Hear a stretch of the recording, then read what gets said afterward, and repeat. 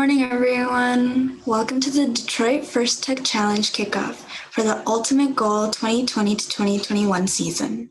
My name is Fariza from Frog Force, and I'm a junior in Novi High School. I'm also excited to be your MC for today. This kickoff is sponsored by the Motor City Alliance, an organization of first teams in Michigan and industry professionals with a goal to help create a sustainable first environment in Detroit. As we wait for the game to be revealed later today, we have some exciting presentations for you on this channel, as well as 2 more YouTube streams. On this channel, we will be having presentations on how to use CAD and FTC, using Vuforia for vision with Google Blocks, and transitioning to Java with OnBot Java. We hope you will enjoy these presentations. Our first presentation is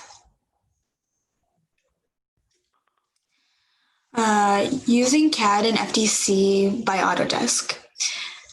This presentation will cover overview of what CAD is and how useful it is in FTC, and how you can use Fusion for the same and use of simulation. Our presenters are Dr. Shakar. He works for Autodesk in Novi, Michigan. He is a speaker at Autodesk premier events such as Autodesk University. He also volunteers for FIRST Robotics, especially encouraging the use of Autodesk tools such as Fusion and Inventor. And our second presenter will be Sanjit, a freshman from Novi High School. He has been part of FIRST for 5 years, including 2 years on FLL and 3 years on FTC. So please welcome them and enjoy the presentation. Sanjit and Dr. Shakar, you may. Okay, thank you. So, yeah, we're just going to go ahead and get started. So yeah, my name is Sanjit, and I'm working with Dr. Shaker. He's from Autodesk, I'm from Frog Force, and we're going to be talking about how you can use CAD in FTC. So let's first go over a little bit about what we're going to be talking about today. First, we'll go over what CAD is, why you should use it. Then we'll talk about some different CAD softwares that are available. Then we'll talk about modeling, assemblies, animation, and simulation. So we've got a little bit to cover, so we'll just go right into it. So CAD stands for Computer Aided Design. And some of the real world applications that it can be used for are buildings and bridges. Like here is an example of a bridge, and we'll learn more about what these colors mean later in the presentation. Car parts, it can be used in aerospace engineering. So this is like planes and stuff, and medical imaging and dental implants. Like if you need a new tooth or something, right? It's all designed in CAD beforehand. It's all designed on the computer. So it's basically a way of designing things, but you use the computer so that you can like keep all the parts together, because generally you would have so many, like hundreds of parts. It's hard to keep track of them all on paper. So having a computer do it for you is one of the reasons it's very convenient. So for robotics, we use it for designing our robots, like right here, and then simulating motion, and then obviously, and then 3D printing robot parts. So these are like different parts that aren't like commercially available. So we have to design them ourselves and then make them ourselves.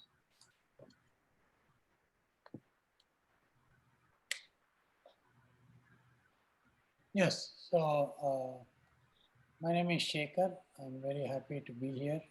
Welcome everyone. So with respect to CAD, right? Why do we need to use CAD? There are a few reasons. In like 50 years ago, right? People were not using CAD. They used to, build buildings or other products. Just, having the sketch in mind. And then there was like a chief designer who would know the dimensions and where the stones go. We can no longer design like that, because when you want to design something, right, you need to build prototypes, what are known as physical prototypes. And physical prototypes take cost and time. So if you look at the graph, right, as the part complexity increases from low to very high, right? So like a low complexity part can be designed in 13 days, for example, can be made in 13 days. Same thing, like a very high complicated part will take like, up to 90 days to assemble an engine, or, things like that. So basically we can't build the parts and test them and see whether this works or not, right? Make them smaller, then make them larger. We can't go through that cycle. So we want to use the cost on a software is much less for a physical prototype. And complexity, I mean, look at car, which has like 30,000 parts, right? More than that. How can anybody keep all the part sizes, part colors and variations, on a spreadsheet? It becomes very difficult. So that's why we need CAD. And safety. Several companies, when they build their manufacturing facilities, they build it online using CAD, right? Even before a single brick is laid, they make sure that, the operator motions all occur properly without causing interference, and there is enough space for people to move, and that means safety, right? Uh, Machines need to be operated in a safe environment, and to build that in CAD and find all the problems with interferences and all that, that's where CAD comes in. And there are many other reasons, but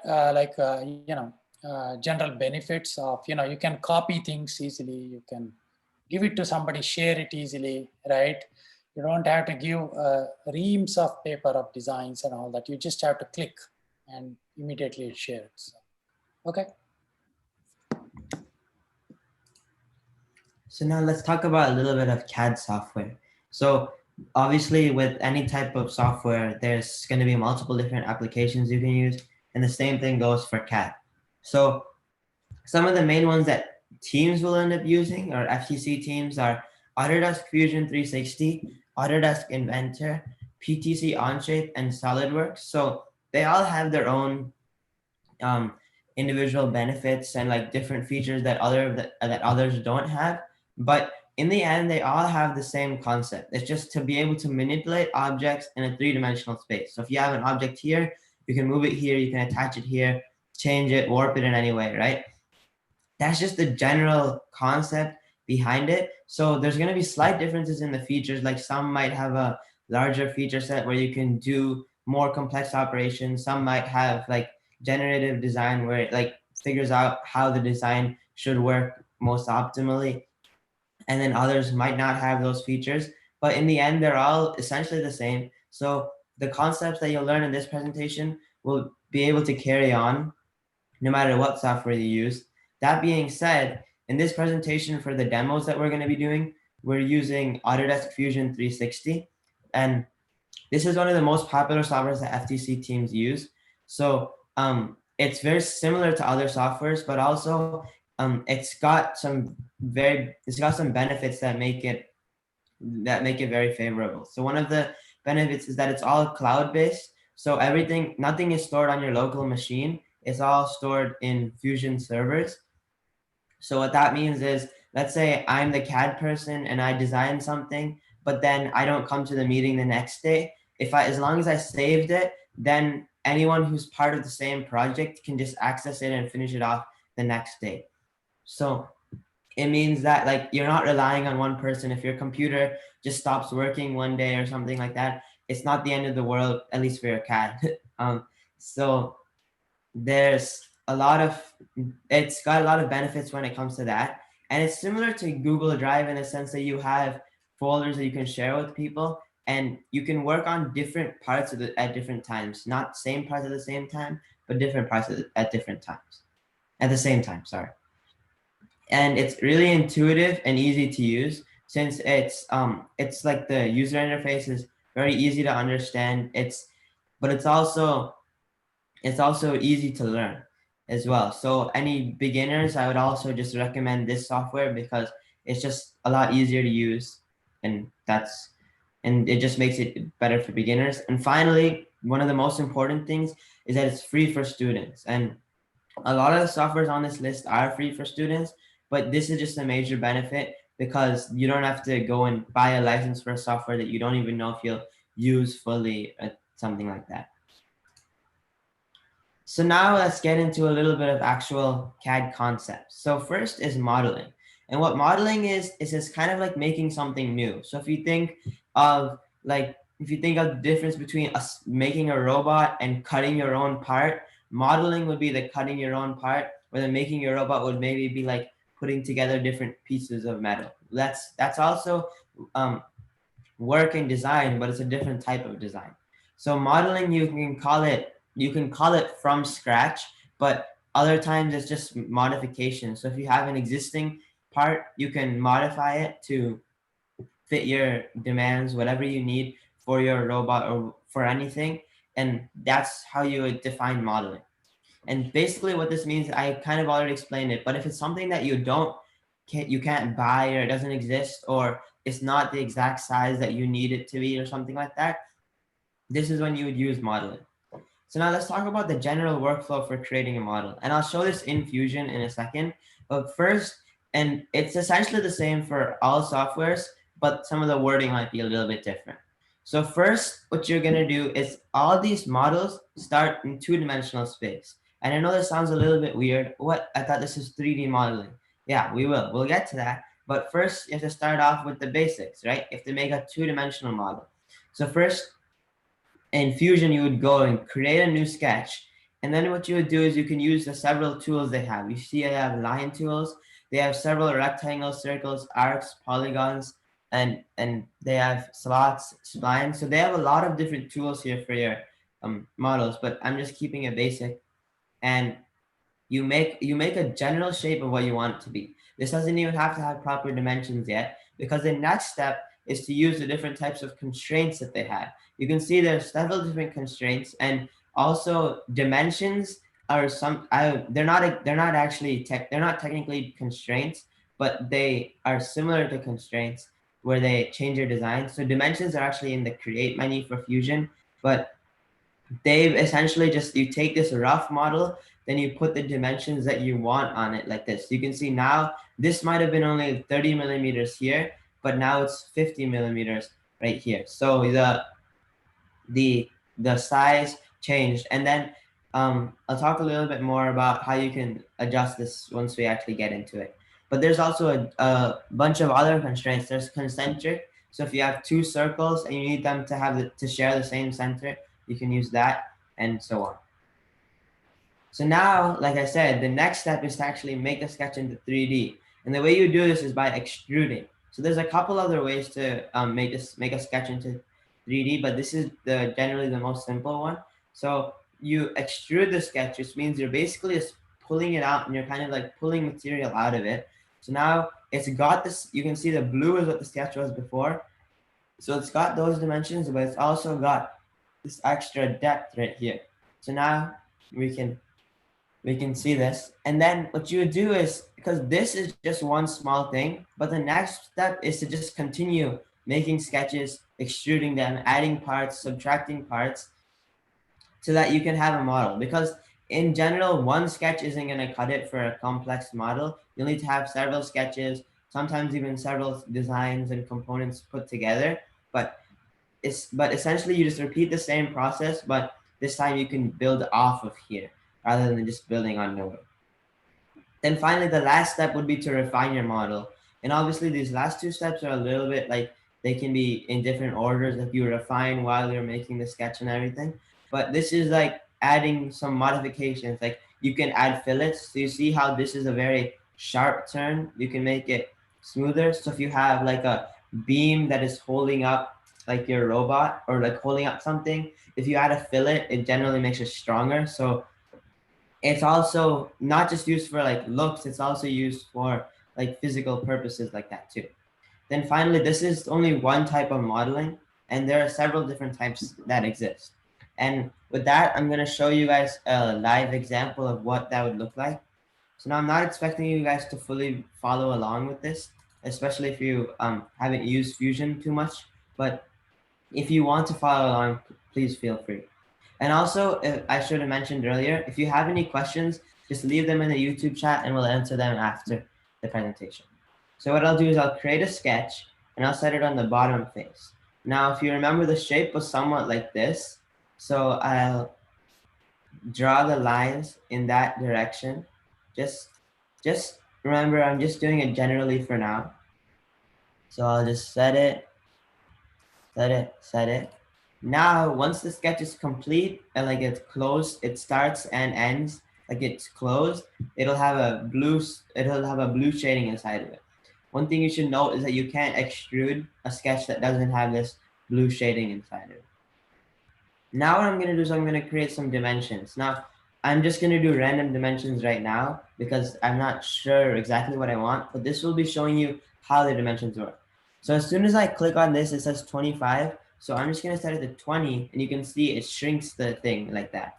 If I want this to be 55, let's say I want this to be a little bit taller, actually. Instead of 45, I want this to be 60. Then finally, this one, I might want to actually have it move in a little bit more. Maybe I'll have it at 20, or I'll have it at 15. So now we've got this big thing. Oh no, I realized that this is just a little bit too long. So I'm just gonna double click on this and I can change the dimension to 45, or actually I'll just go with 50. And now this is looking good. This is kind of what I want. I can also change this dimension, but if you notice that I don't actually have to change this dimension, because this dimension is actually just this dimension minus this dimension. So setting this won't actually do anything. So like this, and there are a couple other constraints. So for example, if I had a circle and I wanted a line to be tangent to it, I can just do that. Or if I had a curve, not just a circle, and that is how that works. So now I'll press finish sketch. So now this sketch is done. So I'm no longer editing it, but it's still a two-dimensional sketch. So if you remember, the next step is to pull this into 3 dimensions. So I'll click on it, I'll go and create an extrude operation, and I'm just gonna drag it up. Again, I'm not doing exact measurements, but when you're doing your robots, and when we're all doing our robots, you should do real dimensions. So I'm just gonna extrude it 20 millimeters and I'll press OK. So now you can see we've got a 3-dimensional block. But if you remember, the last step was to refine the model and to optimize the design. So here, what I'm gonna do is I'm just gonna create some fillets, and fillets are kind of like rounding corners. So I'll just create a fillet here in these places, and I'll pull it in, not too much. And now like there, now that's good. Now finally, I'm just gonna create one last operation called a shell, and then I can choose how wide I want the hole on the shell to be. So if I make it like this, now if I'll just show you just this second, open, I say okay. And now you can see the inside of this is hollow, and there is a wall of this thickness throughout the whole thing. So that's how, like, this looks pretty complicated, but just in like 2 minutes, I was able to do that with all the tools that this software has to offer, along with just a little bit of general concept of how modeling works. So generally, if you follow this workflow, you can get designs fast, ready, and also with more designs in less time, then you can have more accurate designs because you can be testing multiple designs. So that's sorry. Yeah, basically I wanted to show the timeline at the bottom. So there is a timeline at the bottom which shows all the features that you created. And you can go and you can edit any of those. If you right mouse button on any of the features, you can go and edit it. And so everything is associative. So if you change the extrusion size, right, you see how the shell changes, the fillet changes, and it will manage the relationships for you. Yeah, so what it's saying is about this timeline. So now the timeline is like, it's in some softwares, but I think Fusion is one of the only ones that does it. And I may be mistaken, but essentially what it does is it's like it shows you every step. So if I were to go to the back in the timeline and I play it, it'll show you building your model in every single step. So like if I start from here and I play it, you can see it builds a sketch, it extrudes it, it does the fillet, it does the shell. So that's how the timeline works. But the coolest part about the timeline is actually not just the fact that you can see the steps, is the functionality of it. It's because if I were to go ahead and edit the sketch, so I right click on the sketch and press edit sketch. Now, let's say I realize that this is again too short, and instead of being 50 millimeters, I'll make it 60.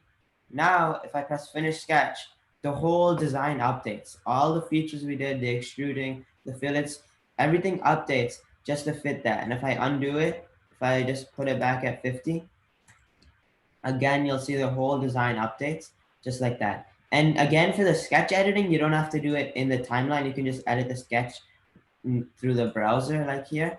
But if it's actual operations like an extrude, if I edit this feature and let's say I want it to be 50 millimeters up, now it's 50 millimeters up and it's much wider, just like that. So that's how the timeline works, and that's how you can do modeling in Fusion and CAD. So now let's look at some examples of models. So you just saw the thing that I just showed, but that was very basic. That's just like a kind of like a demo. But let's talk about something that can actually be used on a robot. So this text is a little bit covered up. Sorry about that. But the first one is this mineral sorter. And what this does is we use this in 2018-19.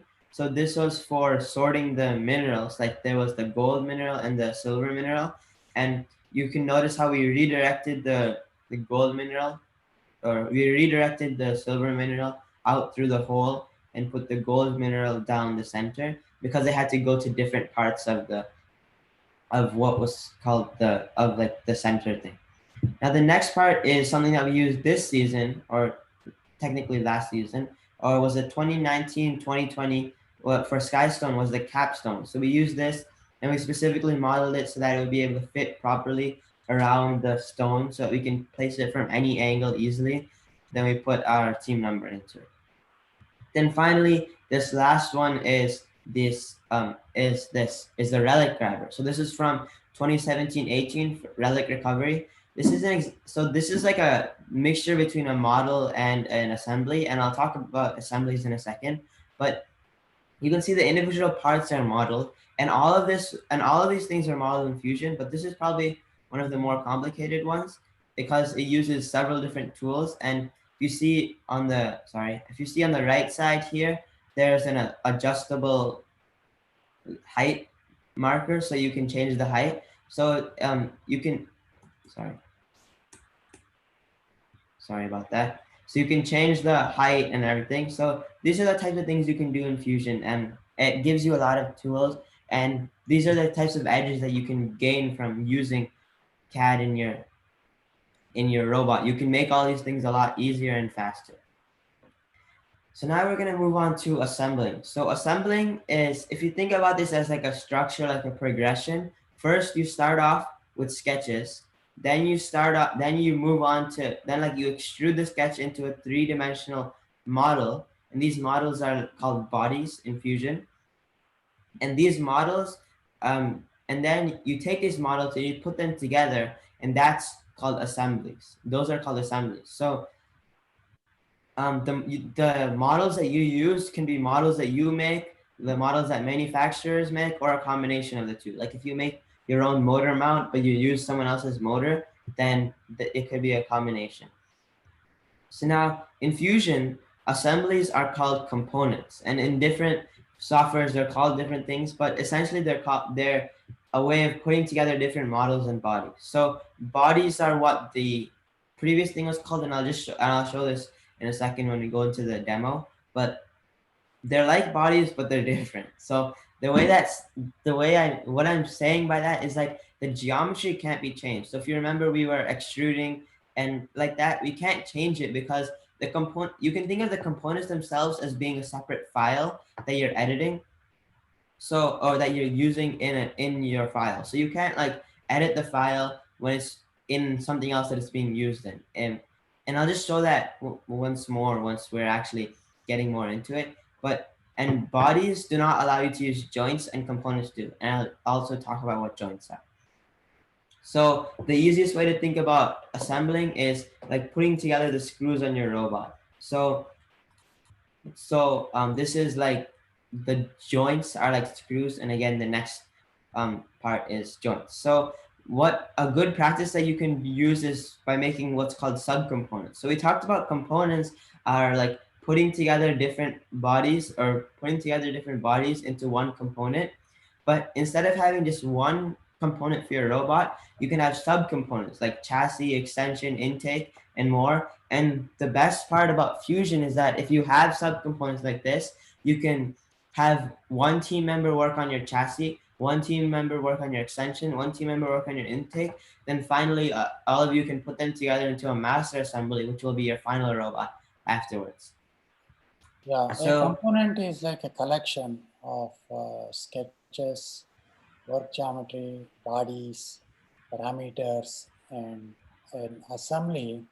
Like if you think car as an assembly or robot as an assembly, there are several components in it.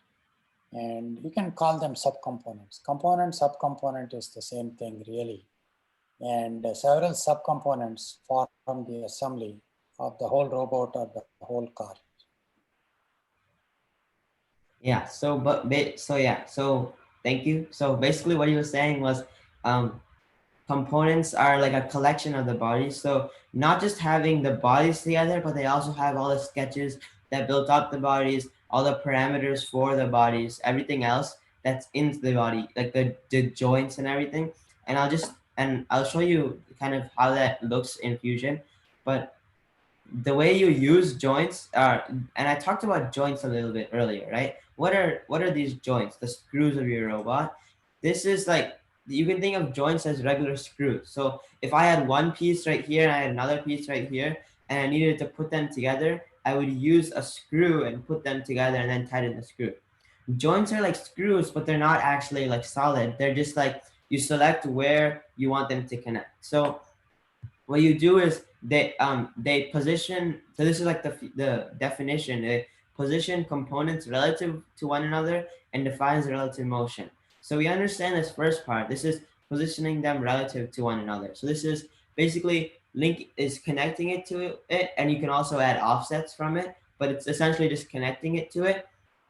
But then also um, there that you can define relative motion. So there's a couple different types of joints, but there's three main ones, which are rigid, which is, you can think of it as a solid screw that's holding something together. There's revolute, where the joint can rotate around the center of rotation will be the joint position where it was set, and then slider joint just slides up and down, or left and right, and there's a bunch more joints in Fusion, but in general, they're just either a combination of Revolute, slide, and slider, or like adding more axes to Revolute and slider. There's also ball joint, which I didn't mention, but that's like just like a ball joint. So, and you can see this picture right here. So they're like, this is kind of demonstrating how a joint would work. So now we can talk about assembling, and the way I try to represent it here is like you add one part to another part and it puts them together. So if you see in the top right picture, I'm selecting this bottom hole here and I'm selecting where I want that to touch. So I say this point wants to go to this point, and then it'll set there. And you can set the joint type, and again, I'll show all of this in the live demonstration. But the way you can make an assembly or making a component or making a assembly is that you have to have at least two components in your design. If you don't, Fusion will tell you that you don't have two components and it won't let you. So And the first it's thing, easy to, sorry to interject, it's easy to convert a body to a component, Sanjit.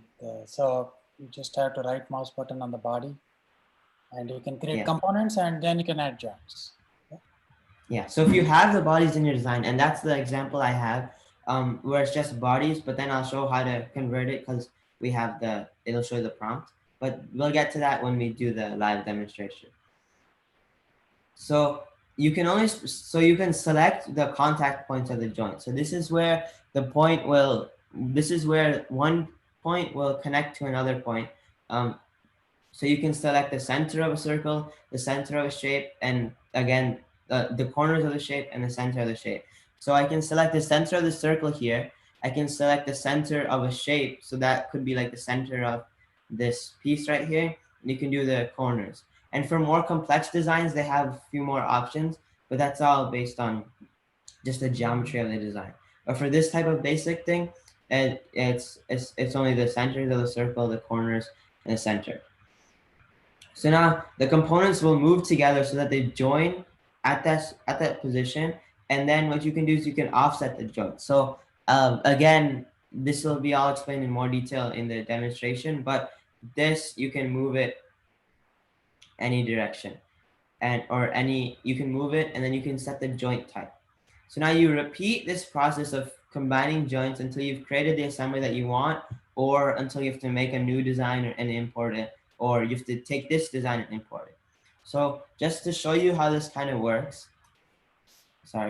just to show you how this kind of works, I have this design right here with two parts. So the way you can tell that I don't have two components in this design is if you look right here at this browser.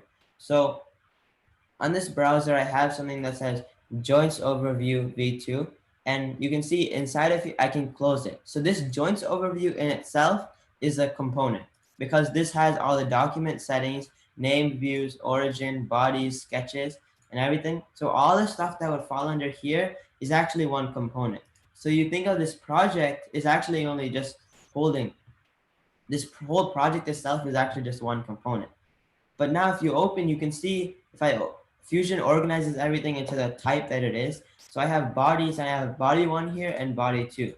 So now if I were to try to create a joint, remember I said that you can only create joints with bodies. So if it says there are no components to assemble in this design, you need to create new components or convert existing bodies to components. And the way you would do that, like Dr. Shaker was saying, is you select body 1 and body 2, and you right click and press create components from bodies. Now what this is going to do is now you can see I don't have any more bodies in this design because this design no longer has a bodies folder because it just deletes the folder. It just hides the folder when you don't need it. So now if I see I have component 1 and component 2, these weren't there before. So now, but if I open it up, now this is like its own document in itself. It's got its own origin, which is it just happens to be at the center right there, but you can set that. Then it's got the body, it's got body 1, this is where the bodies actually went. So the bodies from this big component went inside this component. And now component 2, it also has a body 1. So they've both got their own bodies folder to represent their own bodies. So it's all local. So it's no longer like these two things are different pieces. And now, if Dr. Shaker, do you want to add something to this? Yeah, I think the advantage of joints is basically you don't have to design in position. Like for example, the bolt going through the hole, right? You don't have to design it one inside the other. Here you can see the bolt is up, right? Up there, and the block with the hole is down there. So you can design anywhere in the space and then use joints to bring them together.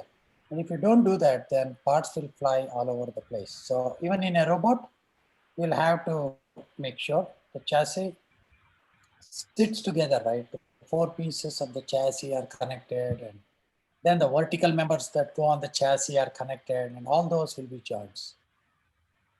Thank you. Yeah, so there's kind of two parts to that what he was saying. He was saying that, first of all, I can design this somewhere over here and then use a joint to connect it to this. Or what I can do, so like instead of just designing it so that this was already inside the hole, like I'll just give this as an example, kind of.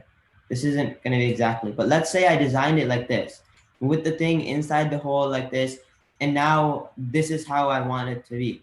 First of all, this isn't an accurate depiction of what it would be like in real life, because there would be a hole here and you'd have to be putting the bolt inside the hole. But also another problem emerges when if I try to move this base piece, you can see it moves, but this doesn't move along with it, which is again going to be another issue for us because we want them to be stuck together, right? It's like a screw. So the joints solve both of those problems at the same time. So if I go and create a joint, and what I'm going to do is, first it says some components have been moved, capture position, this means that like I was moving around the components. Continue will just reset them back to where they were, like when I created the components. And the other one, and capture position just keeps them where they are. So for now, I'm just going to select capture position. So you can see right here, there's two options. I have to select component 1 and component 2. So this is the first component and the second component. So just as a general thing that you should remember is that component 1 is the one that moves, component 2 stays still. So if you have a screw and you're putting it onto something, use component 1 on the screw because the screw is the one that's going to end up moving. You can see there's a couple different types of joints, but I'm just going to stay with or couple different modes of joints. I'm just going to stay on the simple mode, and I have to first select a snap point to place the joint origin. So this joint origin is where the center of the joint will be. So now you can see if I put my mouse on my mouse cursor, there is a white and like a half white circle there. This is what's saying this is where the joint origin is. This is where you're trying to put it, but I can't put it there. Once it snaps somewhere else, like here, that's when it truly is going to be put there. So if I hover around the circumference of any circle, like anywhere on a circle, it'll select the center of the circle. If I just hover over a face, or see for the square, I can select edges of the square, and I can select center. I can select the corners of the square. So for the squares, you have a bit more options. But for a circle, you can essentially just choose the center of the circle. Oops. So I select this, I select there, and now you can see that gets grayed out because now I can't choose the same component because I can't joint a component to itself. So now what I'm going to do is it prompts me to select component 2.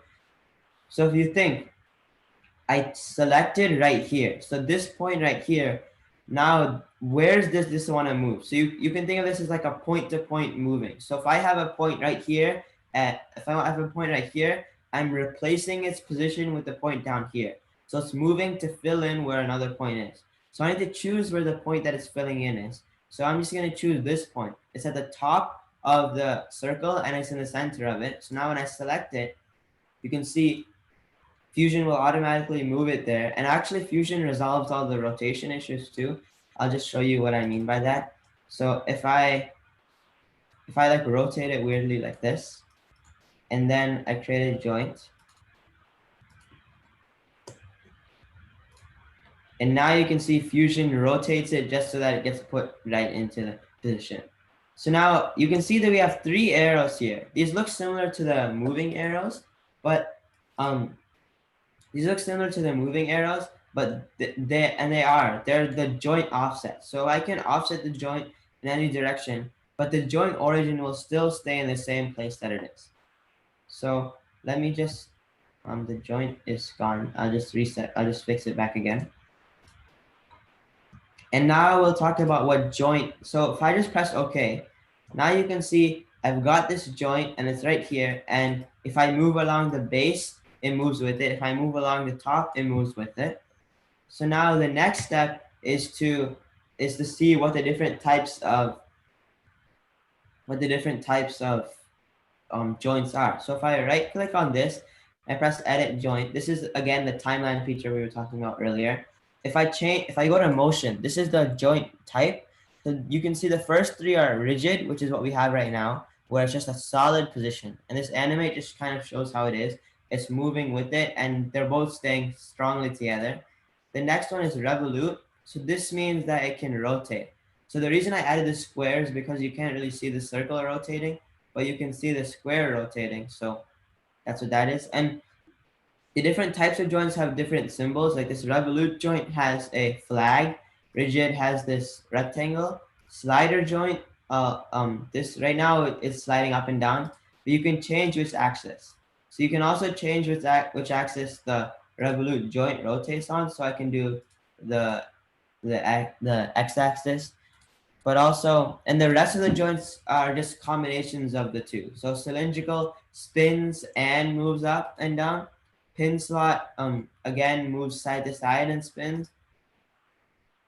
This is the planar joint. This is like spinning and moving in multiple axes. And then ball joint is just a ball joint. So it's just like a three-dimensional rigid joint. So now those are the different types of joints. So I'll just leave it at Revolut. And Dr. Shaker, do you have anything to add? Anything that I might have missed? No, I think joints are key to put components together into assemblies, and this is useful whenever you are building assemblies, robot assemblies or otherwise. And it is little difficult to use initially, but once you start using them, the software helps you, like what to pick, whether to pick an edge or a face, or and you could see like the small circle which was snapping to the center of an edge or center of a face, or and there is a support group in case if you get stuck, you can ask a question like, how do I create the joints between these two components that I have in the community forum? And that if you go to the top right, there is a question mark. That's our help, and from the help you can go to the community forum and you can post a question there. And maybe Sanjit was planning to cover that later. Yeah, thanks, Sanjit. Okay, thank you. So now these are just some examples. We talked about sub-assemblies and master assemblies. So you can see this is the 2017-18 robot that we use. This is our full assembly. So you can see this is the claw this is the relic grabber I was talking about earlier. There's some other components on here as well. This is our 2018-19 full assembly. This is the sorting machine or the sorting system that I showed you earlier. And this is the full assembly. And this isn't a full assembly, but this is what's called a sub-assembly of a claw that we use. This is the version 1 of the claw that we use. So now the animation is the next topic we're going to be talking about. So I'm not going to spend too much time on it because we can't really show you too much about it because the animation takes quite a bit to actually make. But animation, what it does is it shows the judges what your robot does. So the thing about animation is that animation is all predefined. So I say I want my robot to be here in the video, and then I want it to be here right after. So it's not really mimicking what your robot really does. But it's a way of showing what your robot can do. So if you need to show your alliance partners what your robot can do, like how it drives, what your autonomous path looks like, those are examples of what animation does. It can also be used to like demonstrate things like this, like the sorting like how the sorting machine works. Because just looking at this is a little bit hard to understand how it works. Once you see the animation, it makes a lot more sense how it works. And you can use this to answer questions in detail, again, like about this.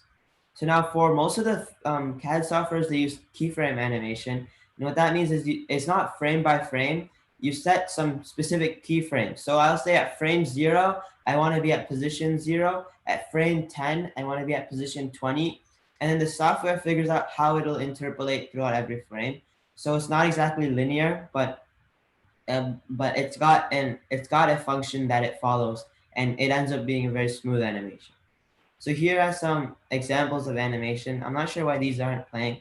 There might be something in the file transferring, but this is the full field animation where it shows how a robot drives on the field. These are component animations where they show how individual components work. So this claw is able to rotate on the claw and on the top.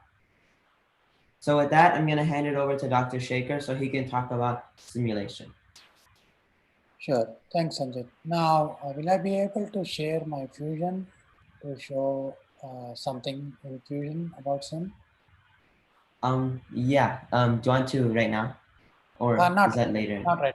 Okay. Not right now. Maybe let's go a couple of slides. I will let you know. So why simulation?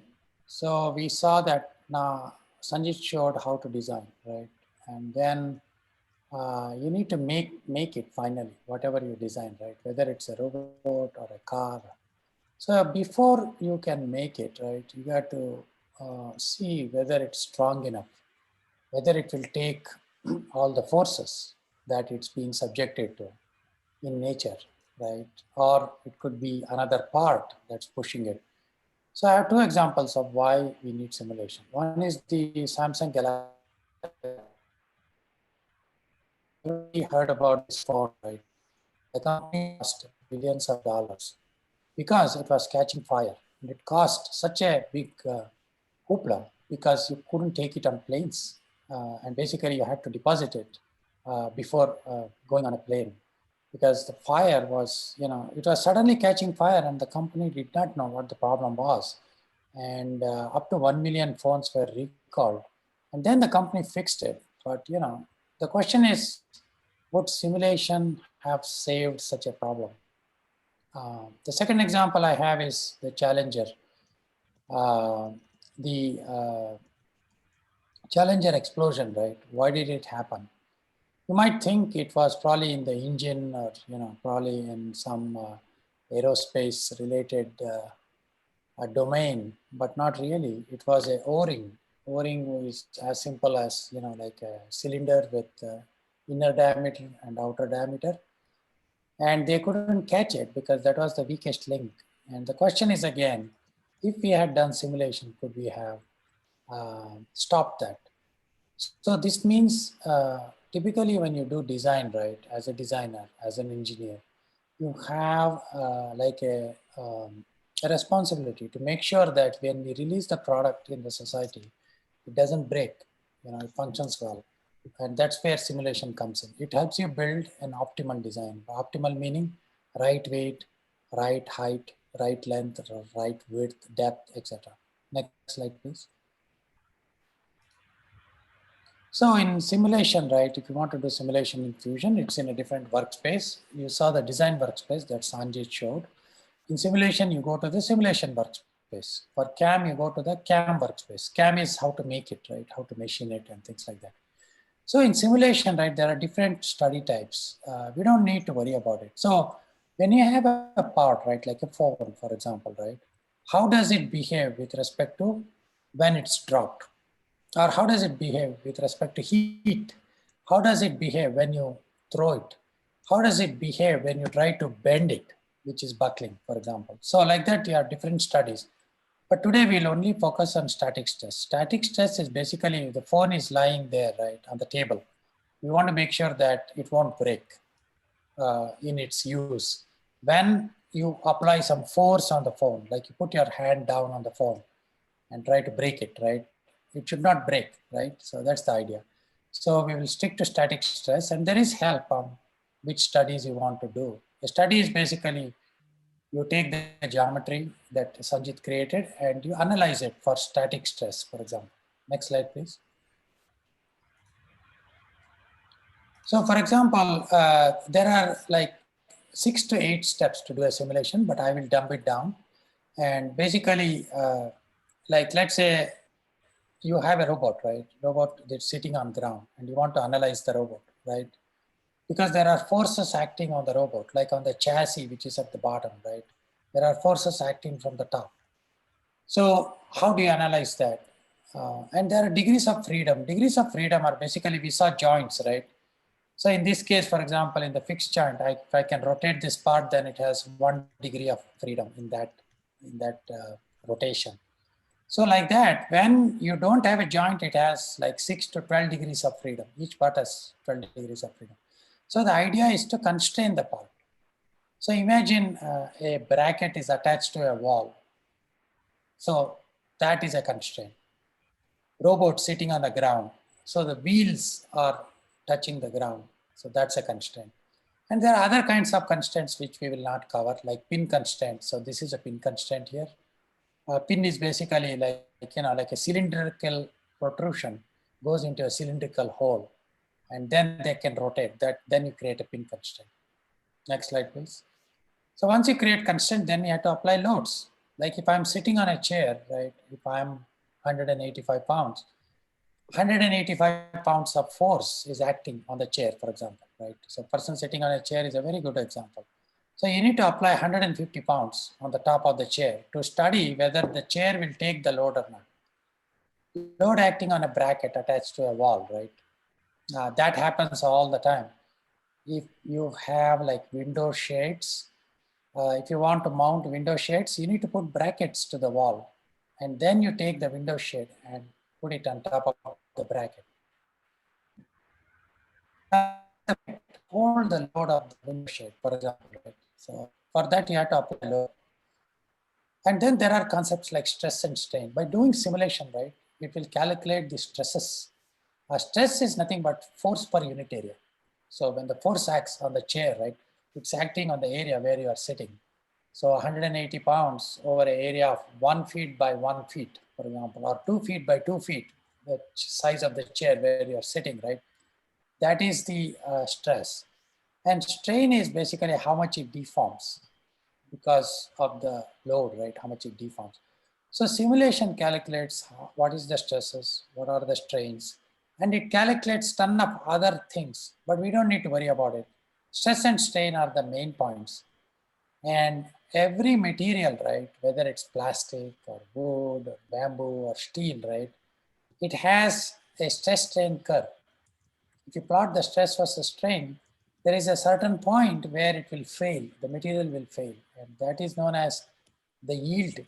That's where the material yields. When the material yields and breaks, that's when the chair will break. So that's why we need to understand what is the stress and what is the strain. And there are equations for this. You don't need to worry about it. You just look at the stress numbers, strain numbers, and then interpret whether it breaks or not. There are other kinds of loads like moment load and bearing load. We don't need to go to that today. Bearing load is basically when your car wheels, right, connects to the axle using bearings. Whenever you have that, you need to create a bearing load. You need to tell which are the two faces where the bearing load is acting. What is moment? Moment is the same force acting here, right? Instead of acting on the center of the face, if it is acting somewhere here, then that creates a moment on the chair, for example, right? So that's called a moment. So just be aware, you don't need to use it. Using force loads, you can do a lot of analysis. Next slide, please. And for robot analysis, right, these are the steps that I jotted down. Now, I'm not going through the 8 steps. I will show you this, how you create a static test study, how you apply constraints, how you apply loads. And then there is a tool called pre-check that will help you out, and I can show you that. And then you can solve and get results. So this is the basic steps I want students to follow, and you will get results. And you can analyze a single part or you can analyze the whole robot. I would say first analyze a single part, and then eventually you can bring the whole robot and do the analysis. And also Sanjit mentioned that we should cover the difference between simulation and animation. So a simulation shows how something might behave in the real world, right? It looks at the physics of how the part will bend, how the part will deform, how the part will compress, how it will be when you apply like a tension load, right? When you pull it, what happens to that part? When you push the part, right? That's compression. What happens to the part? So that's what simulation analyzes. But animation is, all pre-made. Animation is basically, think of Mickey Mouse, right? You want Mickey Mouse to jump 5 feet apart, right, and create some motion. So that's animation, for example. So you want to do the same thing for a part, right? You want to see how the joints move, right, with respect to the joint interactions. That is animation. But simulation will tell you whether the two parts will function or whether it will break or not. With that, I want to go to the video. Can I share my screen, please? Yeah. Yeah. Okay. Okay. Yeah, looks like we have 5 minutes, and hope you find this interesting still. So I'll show a very simple example. So first to create, now Fusion is very easy to use because it gives a lot of help on, how to create parts and how to, whether you want to simulate or whether you want to produce machining instructions, right? It's very easy. So I'll show you a very simple box. Let's say this box is hanging onto a wall on this space. So you go to simulation, right? You see all the different, these are the workspaces, different workspaces. So simulation contains all the simulation data. When you go to simulation, it will put you into this workspace and it will will automatically create a static test for you. That is hunky-dory and very, very good. You don't need the other study types because we are not doing any of those. Okay, so you have a study, and then let's say this box is hanging onto a ball. So I will put a constraint because let's say this is the phase where it is constrained. So I'll say okay. And then I will put a load. And let's say the load is acting on the top of the block, right, or top of the box. And then let's say it's 100 newtons. Now, how do I come up with 100 newtons? Or maybe let's say 10 newtons. So it's like 1 Newton is the force of like one apple. Everybody knows an apple, right? If you throw an apple, right, it will give you a force of 1 Newton. So 10 Newtons is like 10 apples. For example, 10 apples are sitting on top of this space. That's a good way of seeing it. Okay, I create this. And, there is a pre-check tool. So if you click on this, if it is green, that means it's good to go. So when there was no geometry, right, it will show in red, for example. So, okay, it should not be thinking. Maybe I was running the fusion for a while, so let's give it 2 seconds. Yeah, so once it's green, right, you are ready to solve and then get results. Let's see, I might have to relaunch fusion because it's been running for a while. So. Okay, let's go back to the slide and come back. But we have to share, right? So I will go back. I have the slides here.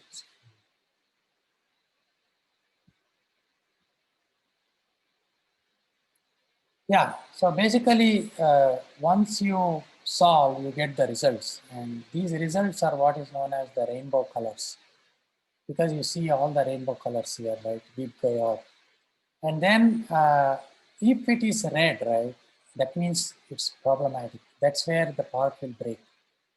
If it is green, then it's very strong there. Those are the regions that are very strong. If it is blue, then you don't need to worry.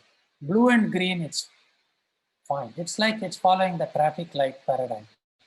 So traffic light, when it's red, it means it's danger. You cannot go, you need to stop. So you need to keep analyzing till the red reduces. You don't need to eliminate the red color. So what would you do? You need to make the part stronger, thicker. Make the part thicker, make it, put more material or choose a different material, right?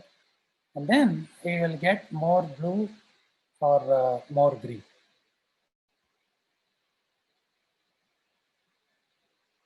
Okay, let's see what happens. Yeah. And then when you solve, maybe I might not be able to show because of time. But when you solve, basically you get the results, and then I can even relaunch and try it. But I have, let me relaunch this because I've been running Fusion for a while. So, but while that comes up, right, I just want to impress upon you that using a lot of advantages. I would say you might think, what is the use of using CAD, and what do we really get? The advantage is basically you can get you might not use CAD in the future, but you might be able to actually sit in meetings in the future when you work for a company, and you might be looking at drawings, you might be looking at part designs, you might be looking at stress analysis, you might be looking at CAM data. And so that's why it's very helpful to actually have some connection with CAD, right? And make sure that you are well versed with it. Yeah, I might have to. I think I'm running too many fusions. Sorry about that.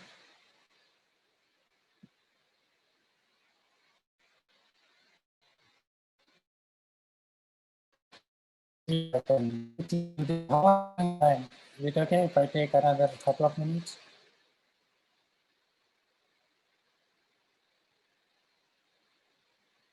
I think we have a couple of questions.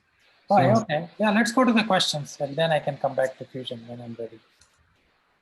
Yeah. So can you stop the share so we can do the questions in the video? Yeah, sure.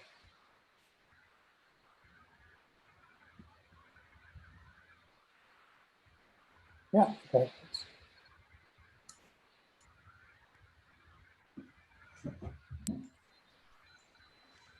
Okay, so Kritin and Sujit, is there anything on the YouTube chat? Yep, we have one question for you guys. Please. So the question is, how do we upload the FTC parts into Fusion? Okay, so I can talk about this for just a little bit. So Fusion, I'll just quickly show my screen. I'm not gonna go too much into detail, but in a Fusion project, so if you just go to the home section of your Fusion, if I create a new project or you open an existing one, there's this button that says upload. So if you press upload, you can see, you can select files, you can drag them here. And what this does is that it adds the files to here. So you can add a bunch of different types of files. You can add video files, anything, but the ones that'll actually be models like this are actually they're 3D model files. So those are usually called with the extension .step or stp for step. Then there's a couple other different types, but essentially the way you'll find those models is actually you go to the manufacturer page, and then if they have like a section called CAD models or something. So I'll just try to pull this up very quickly. So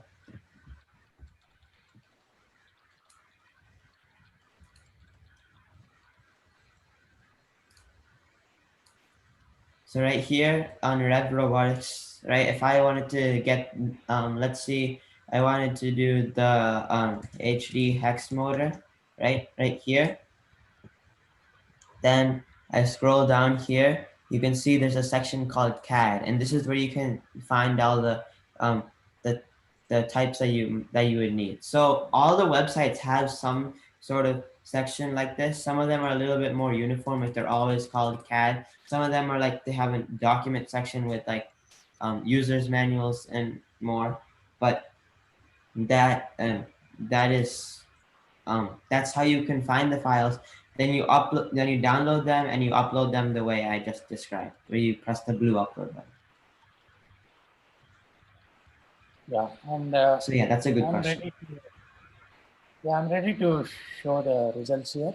So the box I did a solve. After I did the solve, you can see the stress values are shown here. Are you able to see my screen? Yeah. Okay. Yeah. And then it also gives displacement, how it displaces, and there is animate.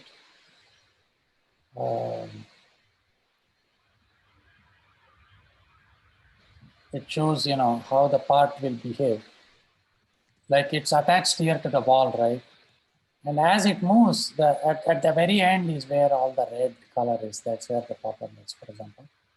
And then it can also, find like, a reaction force, action and reaction, right? If you apply a force here, then on this phase, there will be a reaction. So I applied 10 newtons, so 10 apples. So I get like 10, I will have the reaction force to be around 10. So, and then there is strain, and you can look at these different values, and then you can also compare. You can compare two different studies, or you can compare the same study, and then you can have, look at stress in one, and then you can look at strain in another, and kind of compare. Like this could be your previous model, this could be your modified model, and you can make it stronger as you go, right? So that's the idea of simulation. This is a very brief overview. But one thing I would say is always use the pre-check tool. So the pre-check tool is very helpful. So when I go to simulation, right, let's say I have no geometry, and I'll take another 30 seconds here, bear with me, please. So I go to simulation, right? You see I have no geometry. So you press this pre-check tool, it will tell you what is missing. Loads are missing, bodies are missing. Okay, then I can go here and create a body. because this is what I tell, I give a class at Las Vegas every year. And this is what I tell all our users that, so you create a box and then you come here again, press pre-check. When in doubt, press pre-check. Then it says you don't have a load. And if you click here, it will go to the load dialog. And you apply, you select a page to tell you what to select. And then you select a load, right? And then again, click pre-check. Pre-check will say, hey, it's a constant is missing. Okay, click there. So it will guide you. So you don't need to, and again, click pre-check. It will tell you, okay, study has everything. Once you have everything, right, then you say solve. And you can do local solve. Local solve means it will solve on your computer.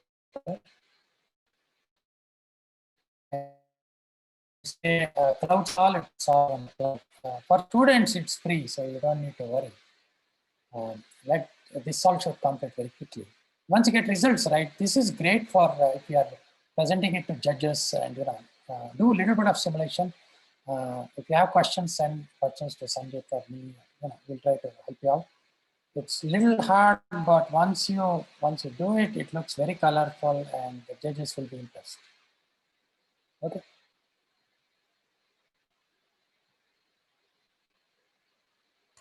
Okay, thank you. Do we have any more questions for this presentation?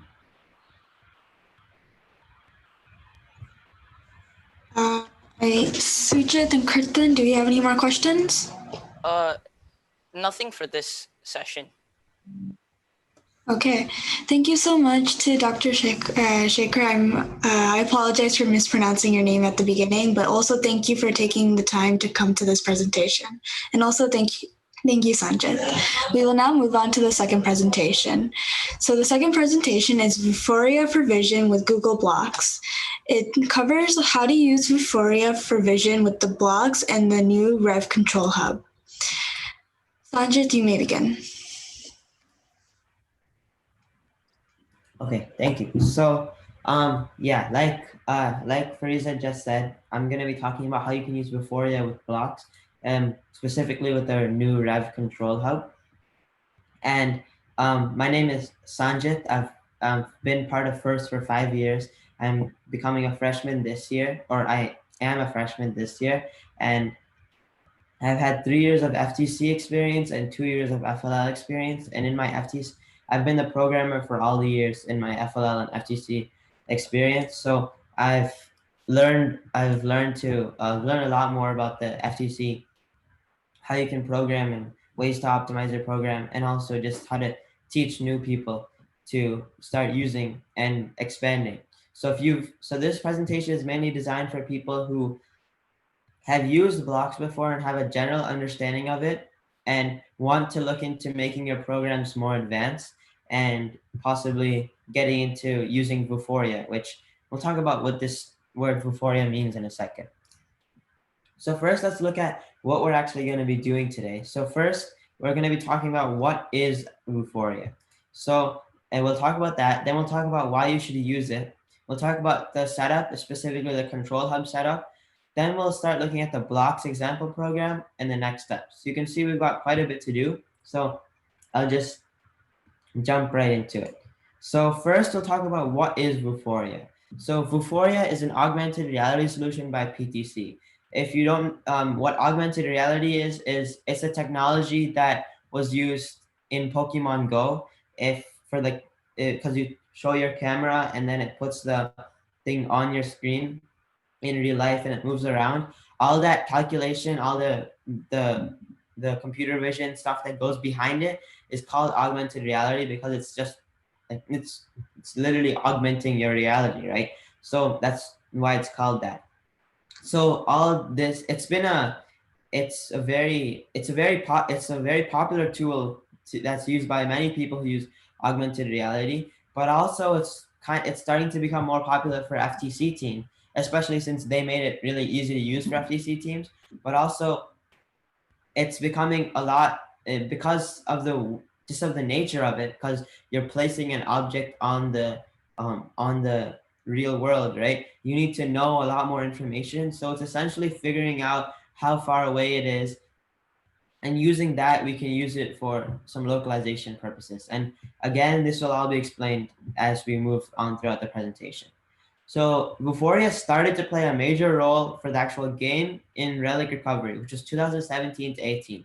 So a little bit of history behind it for its FTC. In Relic Recovery, the way it was used is we had these 3 VU-marks. And if you notice, they look very similar except for these patterns on the sides of the VU-marks. They're a little bit different. So the robot is able to notice those patterns and it's able to tell which type of, which one of these are, and they each have a name. Like this one might be center, this might be left, this might be right, and based on that you have to place a block in a certain column.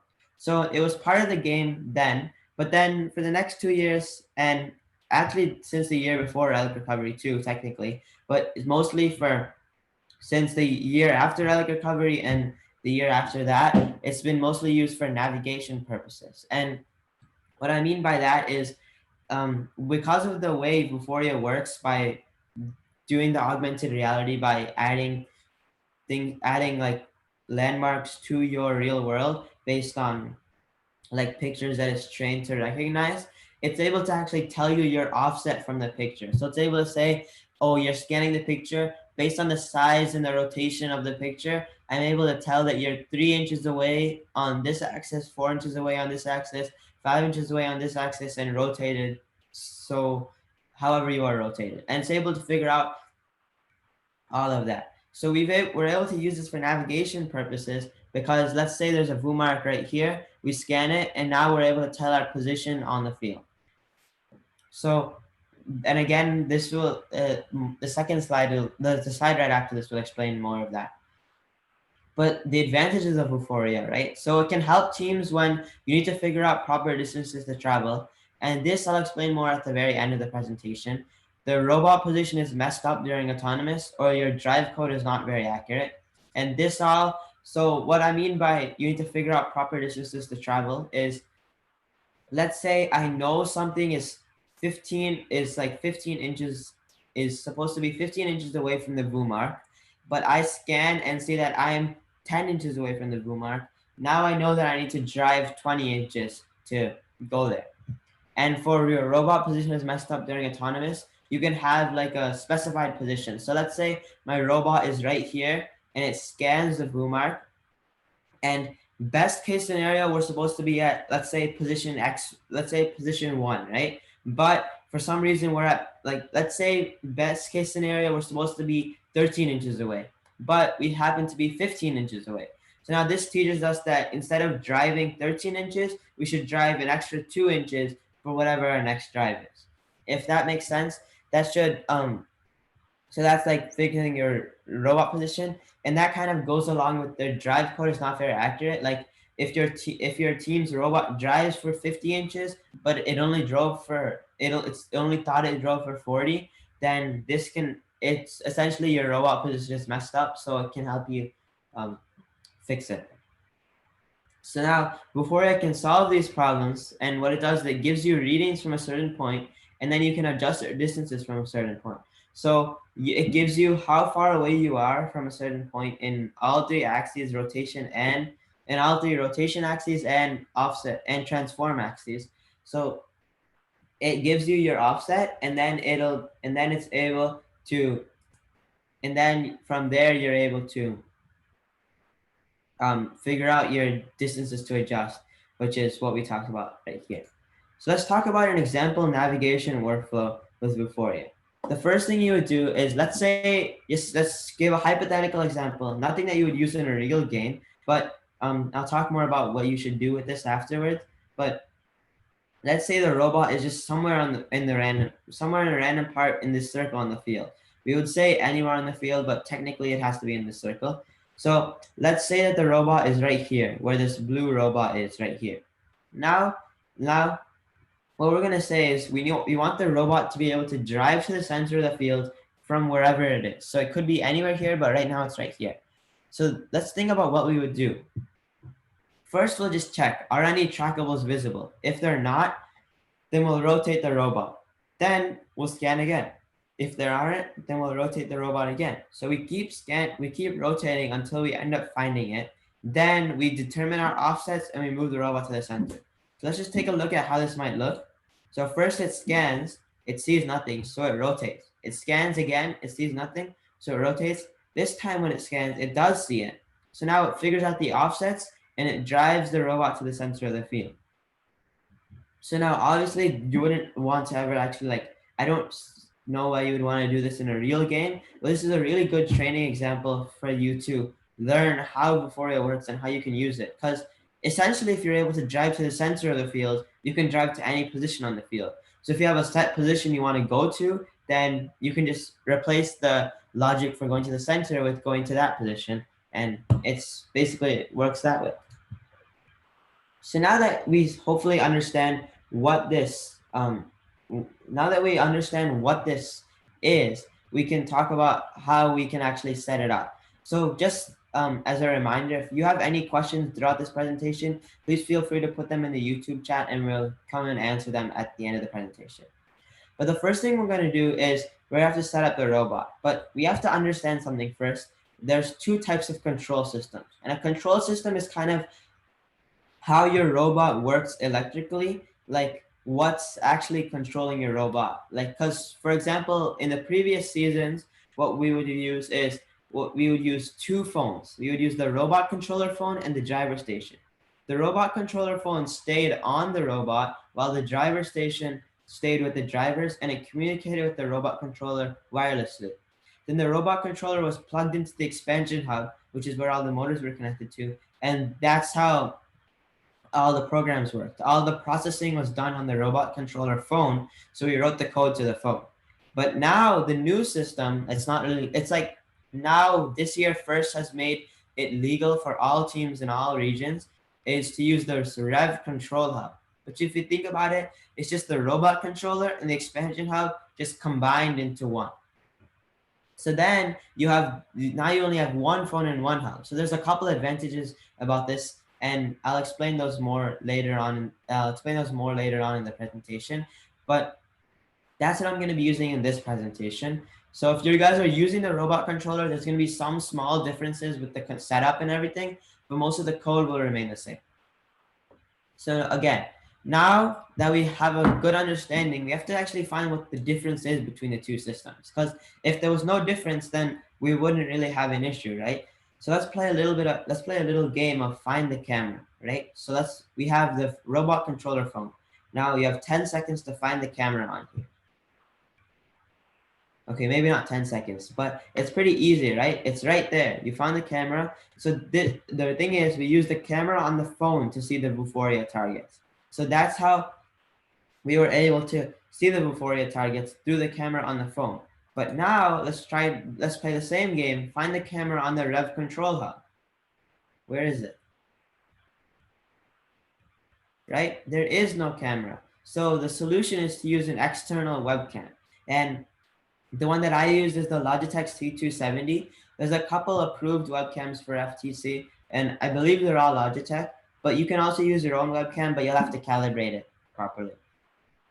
And the way you would add it to the configuration is the same way you would add any device. Now, the way I'm describing it here makes it sound like you can only use the webcam with the control hub, but you could actually use the webcam with the expansion hub. The problem was with the expansion hub, using the webcam was very difficult, to say the least, or just annoying in general, because it was hard to connect. You had to use a couple different adapters. You had to use a USB hub, but it had to be a powered hub. You had to plug a battery pack into it. It was a whole big ordeal just to use a webcam. But with the control hub, since it's not even connected to a phone anymore, it's not connected wired to a phone anymore. Now you can use the USB 1.0 port to plug the webcam in. You don't need a powered hub or anything, because as soon as you plug it in, you can scan the configuration and you'll see webcam 1 appear. And whatever it's named, just remember it. So you should remember the name webcam 1, because this will come up later in the code. So that's how we would set up the control hub. And now we can actually get into actually using it. So just a quick disclaimer before anyone does this, or before I show this, I can't actually show this for you on the stream right now because of the nature of this event, right? It's live streamed and it's all through the internet. So these next few steps will require me to connect to a wireless network, but the wireless network doesn't have any actual internet. So I'm not going to be able to do this for you right now. So that's why I have videos in the presentation that show what everything looks like. But and also you guys shouldn't do this right now either. So this video will always just stay on this YouTube channel anyways. But also if you need to, you can, if you need to do it at the same time, I'd recommend either watching this on a separate device or a separate computer, and then following along on a different computer with what's going on, because you will not be able to watch the stream and do this at the same time on the same device. That being said, the way you connect to the phone is on the driver station. You press these three dots and press program and manage. This will bring up the programming. This will bring up the program and manage screen, where you can see it'll give you a robot controller connection info. So this will show you a way to connect to the robot's Wi-Fi net, to the robot's wireless network. So it'll give you a name and it'll give you a password. Then on your computer, go to your Wi-Fi settings. You can see right here, FTC Y180. You select that one, you type in the password, and then you press join. And that is how you join and connect to the Wi-Fi net, to the wireless network. Now, again, be warned, just as another reminder, this does not have internet. So you won't be able to like Google something or do stuff. You'll only be able to access what's on the phone. Now let's actually talk about how you can program it. So the way you would actually program it on your computer is open up a web browser and type and go to this address. So if you're using the control hub, it's 192.168.43, the 3.1, then port 8080. Then if you're using the expansion hub, 192.168.49.1, and then port 8080. So you go there and you press the blocks button, because we're going to be programming in blocks. And then once you're in the block screen, press create new op mode. And this option will give you a pop-up window that'll say name your op mode and choose a sample. So the sample will originally be set to blank, but first you should choose the Concept Vuforia Nav Skystone webcam, because we're using a webcam. It's for Skystone and it's Vuforia. So that's how you can break down the name, and then you can name it whatever you like. I just named it Vuforia sample. So then once you do it, you'll see that there's quite a bit of code actually in here. But if you look closely at it, it can be split up into different sections. So I drew lines at each of the sections, and then these sections are called blocks. Or these blocks of code are actually called functions. So functions are a very important programming term in general. But just to give a slight overview, there's two types of functions. There's functions that return something, functions that don't. The ones that don't return something are often called void functions, but we don't need to go too much into detail about that. But basically what happens is you can think of an add function. So let's say we have an add function that takes two inputs, A and B, and what it does is it adds them, it prints the telemetry and returns the sum. If you're not sure what the telemetry is, this is kind of like the console. So if you just print out something, if you want to like say this is where my motor position, you want to say hello or something, that's how you use it. You use telemetry.add data. But what's happening is this is how the function works. So this to add with A comma B. So this A comma B means we're taking two inputs, A and B. Then what we're doing is we're creating a variable called add result. And we're adding A and B together. And then we're outputting add result. And then we'll return add result. So now we don't technically need these two lines in here, but I put them to demonstrate what statements are. Because now every time you call the add function, even though the add function is just returning something, it's just, you can think of it being like a variable because it's returning something. It just has a value, but it's still calling these and it's still going to output the telemetry every time it adds. So if you have some more questions about how the functions work, I'll explain. You can ask a question in the chat and I'll explain more again afterwards. But then we return this add result, and that's how it works. So you don't have to make the add function. I just did that as a demo for you guys to see what a function is. But now that you understand functions, let's look at them in a specific order. I'm doing them in the order that they're called. So you can go, if you're looking at this at the same time or watching the video afterwards, you can just follow along with me. So find the function called init Vuforia. And basically what this function does is it sets up Vuforia to run with the Skystone Vuforia settings, but also with certain parameters. And parameters are like settings or inputs. So we call it calls Vuforia skystone.initialize, and then we have all these settings. So camera name is webcam named, and remember this webcam config name. This is the important part. So webcam 1 is where that came from. This webcam configuration file name is if you're using a different type of webcam for like a different, not a Logitech webcam or not one of the approved ones, you have to have a calibration file name. So that's there. This is just what's output to the phone or the driver station screen. Just keep it at axes. Now, most of this is, you can leave the same, but this and the webcam config name are the most important ones. This where this bracket surrounds, this is how the camera's positioned relative to the center of the robot. And what do I mean by this? I'm basically, what I'm trying to say is if I have a robot and if what Vuforia assumes is, or Vuforia tries to make its output as easy as possible for you. And what I mean by that is it's trying to tell you where your robot is and not where your camera is. But if you just leave these at 0, it's saying my camera is at the center of the robot. So whatever my camera sees, that's what my robot center is seeing. But in reality, your robot is not going to be in the center of, your robot is not going to be in the center of your camera is not going to be in the center of your robot. It's going to be offset a bit. So if it's like maybe 3 inches forward and 3 inches to the left, you would specify that here. If it's rotated any differently, you would specify that here. So this is important. You should set this up when you actually build your robot and when you mount your camera. So now these are the two very interesting functions. These are the processing functions, right? So the first one isn't as interesting, but the next one is the good one.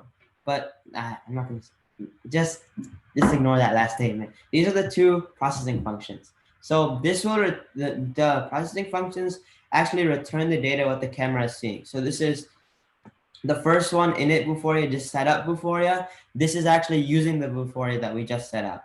So this is target visible function, takes in this input trackable name. If you remember, WIC means that it has an input and takes in this name, which is a string, and string just means like a word. It could be like words, sentences, anything that's like letters, and it takes in a name of a trackable, and it checks and it returns if it's visible. So what it does is it starts the Vuforia Skystone to start tracking it, and then it inputs a trackable.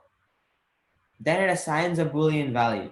So one thing you're gonna notice a lot about our code for the Vuforia trackable is going to be that for this processing function is that we're not really doing too much code actually.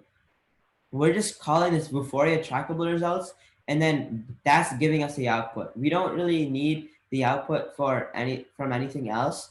This is just giving us the output. So we're not actually doing any of the actual work. There's not too much work on the FTC students end. It's mostly work on the people who actually made this. So thank you to the people who made this. But it assigns this value, and then it sets the is visible variable to true or false, and then it just returns that. So you basically when you call this function, it'll look like you say is target visible, and you pass in maybe stone target, and then it'll return true or false if the stone target if it can see a stone target or not.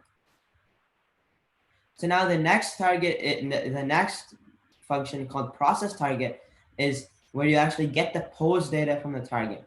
And what pose is X, Y, and Z rotation or theta. It can also have more information too, but that's essentially what pose entails. But this is, again, it uses mostly the Vuforia internal functions. And if you look closely, it's pretty long, so I can't show I can't make it very big, but it just calls the Vuforia tracking results. So it calls Vuforia tracking results.name, Vuforia tracking results.x, y, z, and z angle. So, and it just outputs the telemetry. If you notice, there's another function being called here called round decimal, or called display value. So this is a function that's also in the sample program, but I didn't really, it's not very necessary to be shown in this, in this presentation, because it's not like, it's not very Vuforia related. Essentially what it does is it just converts units. It's just like math, basically. It's just multiplying. And now, so let's just look a little bit closely at what this function is doing. So it outputs telemetry saying target detected, and what it writes is it writes the text of something is visible. So it says that it finds the trackable's name and it says is visible. So it says target detected, and if it's stone target, it would say stone target is visible. Then it says the position in X, it says the X offset in inches from it. Then it'll say in, so for inches, and it gets the X position. Then for Y offset in inches, it gets the Y and it adds inches. And then for the Z offset, again, it does Z and it gets the offset. Then finally for the rotation, or the rotation about Z axis, it returns your Z angle. So you guys should be able to kind of make some connections. Okay, it's just printing out the telemetry. What else can I do with this? So just try to think about that now, so that for later in your season, it'll help. And again, this will be, Again, this will be more explained in the end of the presentation. So the next part is actually the run op mode section, is the run op mode function. So this is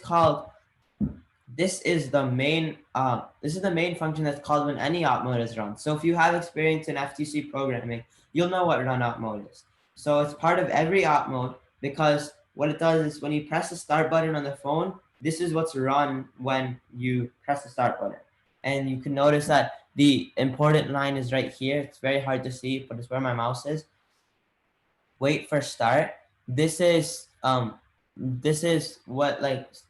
is the divider of the program. So everything above wait for start is called when you press init. Everything below is called when you press run. So as soon as you press init, what's happened is it says Vuforia is initializing, please wait.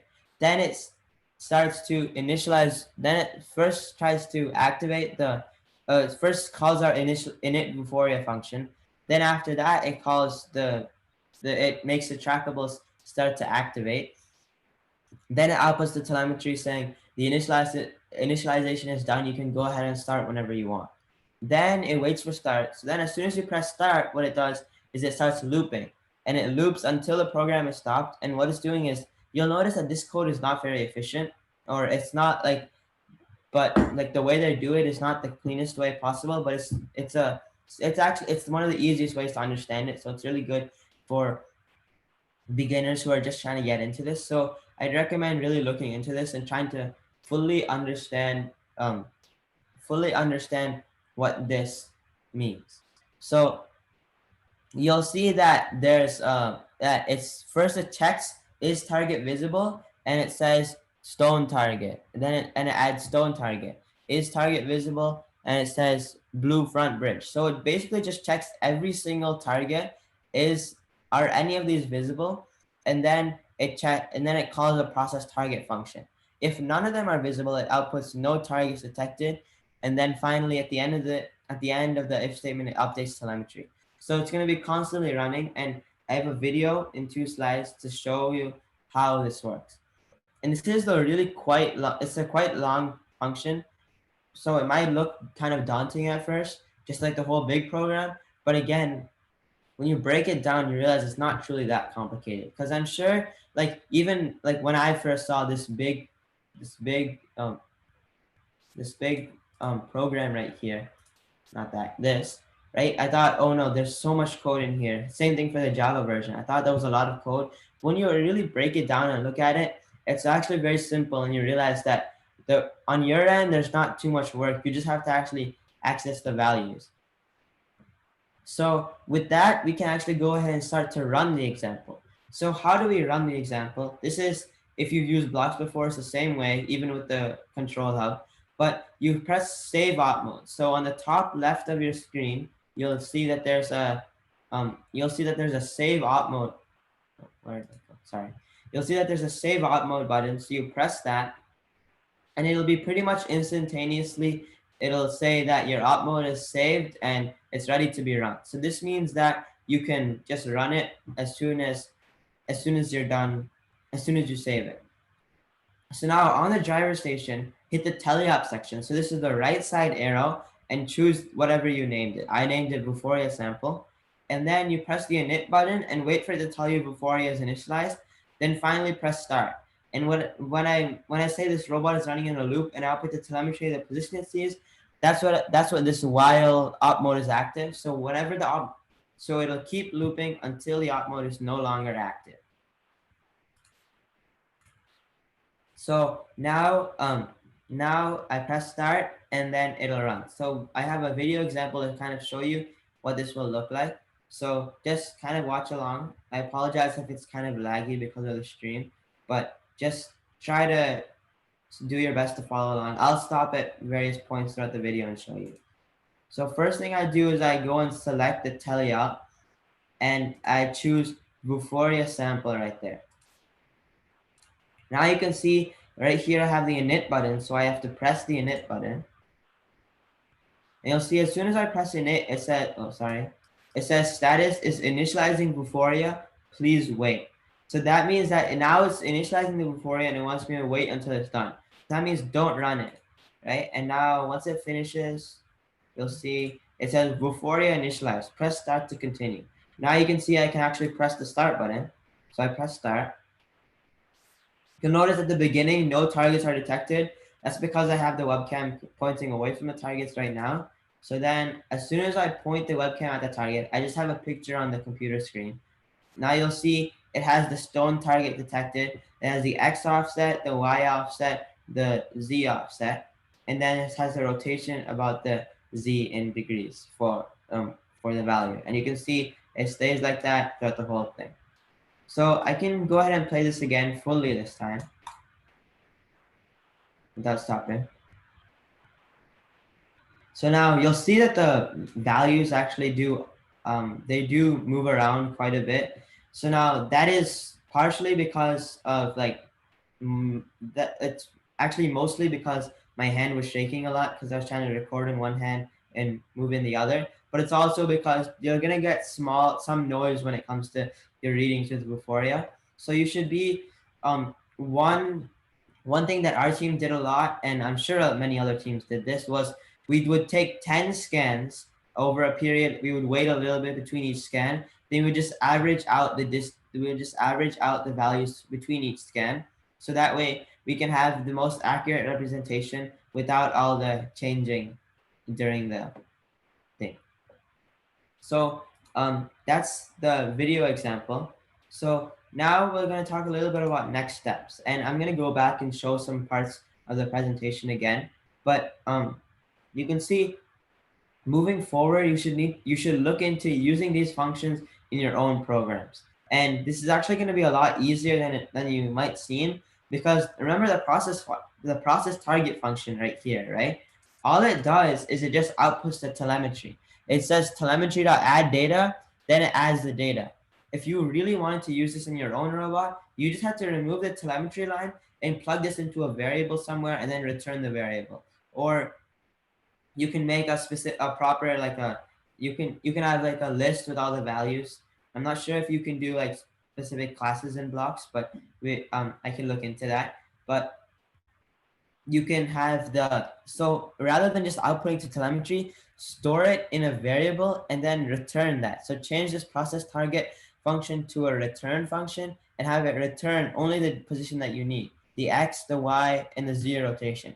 Because in the end, if you're just using this for your localization, it doesn't matter what target you're looking at, as long as it's not a stone target. It doesn't matter what target you're looking at. It just matters that you are looking at one, so you can get an accurate representation of the offset. Because Vuforia will do all the calculation for you anyways about the offsets from the field based on the target, because this is going to give you your position from the center of the field instead of the position offset from the target.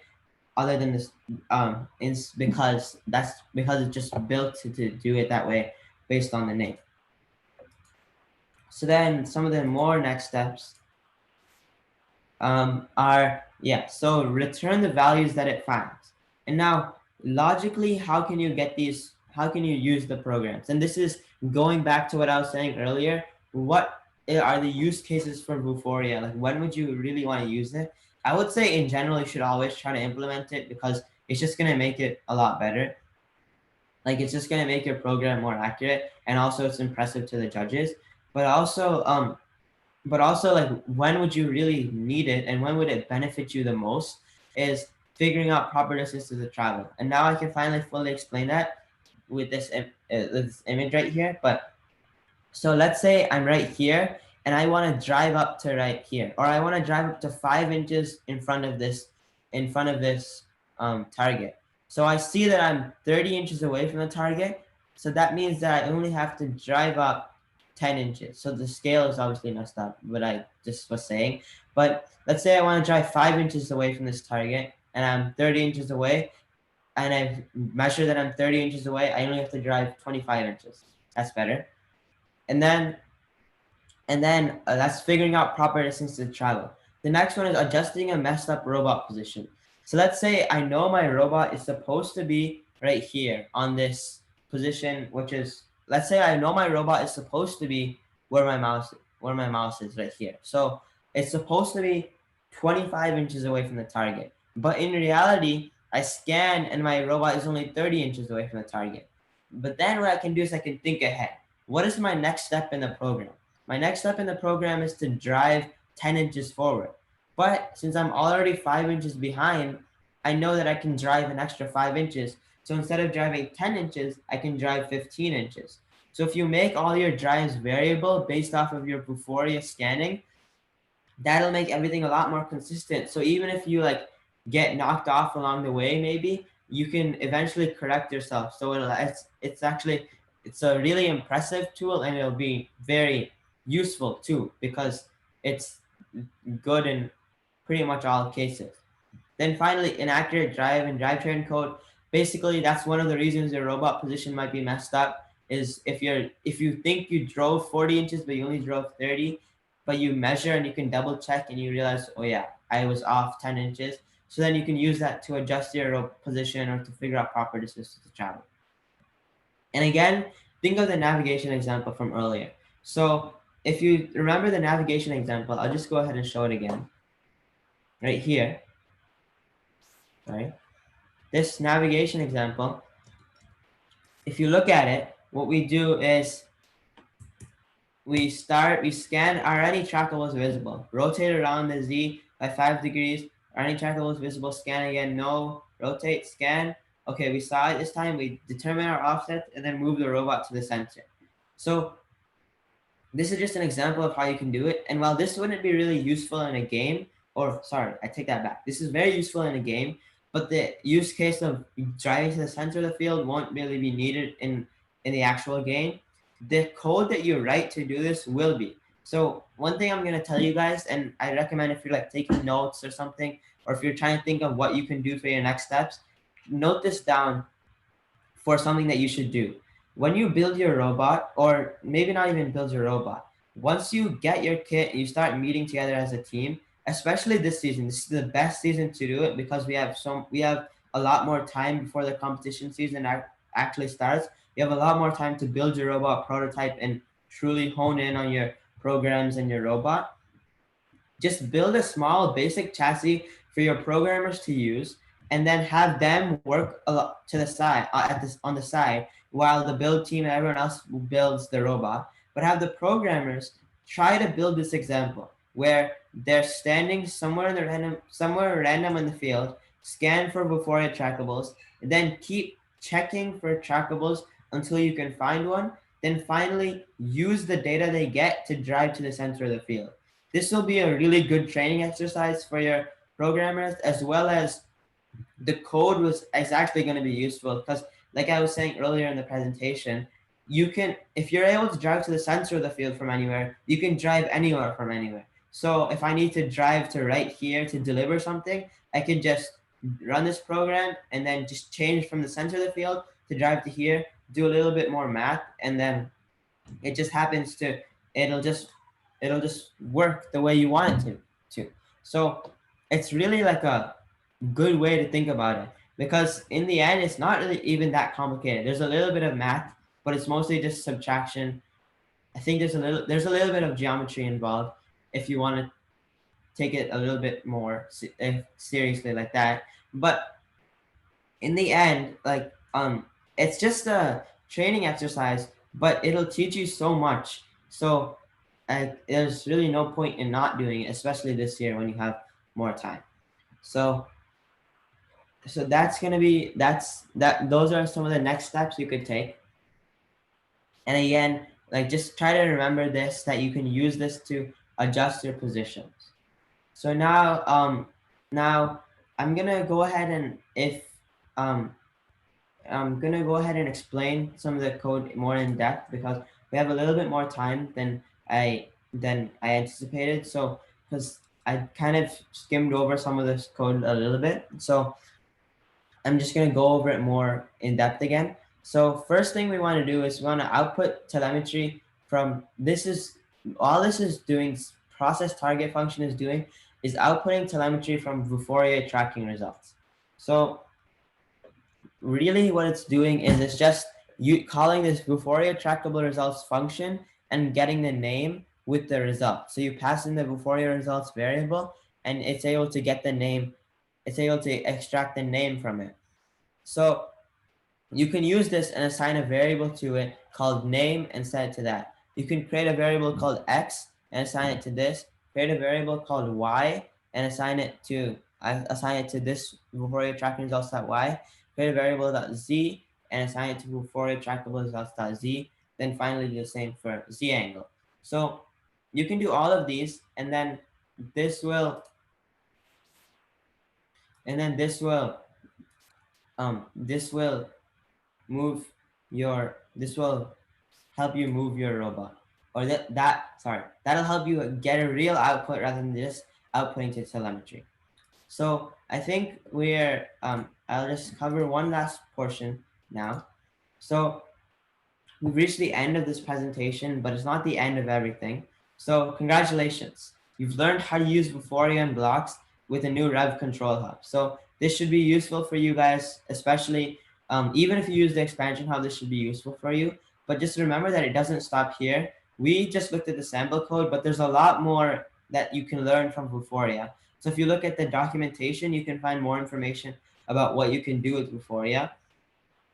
And then you should remember the next steps and try to implement them into your program. So these next steps that I just went over here, right? Doing the navigation example, getting your programmers to make the navigation example by themselves and to run it, then to actually try to figure out getting the proper distances. And these two kind of fall under getting proper distances. But yeah, trying to figure out how you can actually do this, getting a framework laid out for you to be able to just easily call a function and you're able to figure out your offset. And now that's just going to make your life a whole lot easier. And I'll just tell you, it's going to make it a lot easier. It's going to be an advantage for your robot play as well as competitiveness in judging, because this is even though it's really easy to use, you have to take time to implement it. So it'll impress the judges. You should put this into your control award submission if you end up doing it. So that's going to be it for this presentation. If you have any questions, I think there were some people asking in the YouTube chat during the stream, so that was good. Thank you. And if you have any more, just please ask them now. Are there any questions? Kirtan and Sujit, are there any in the YouTube? Yeah, we have a question for you, Sanjit. What is Vuforia? Okay, so Vuforia is Vuforia. I'll just share my screen to just show one. I have one slide just kind of explaining it, but essentially what it is sorry, just it's in by itself, it's just an augmented reality solution. So if you know what augmented reality is, it's kind of the technology behind Pokemon Go. So how they put the Pokemon, the things themselves onto your phone screen and like made them be in the real world. That's what augmented reality is. So it adds to your sense of reality. And it's made by PTC, which is one of the first program sponsors. And so, but the thing is, with the actual putting it on the screen, it's a lot more advanced than just like, oh, I'm just overlaying an image over my camera image. Because if you move your screen or you walk closer to it, you change your phone camera angle, right? It stays in position as if it was truly there and you were just taking a video of it normally. So the actual calculation that goes behind this is pretty complex.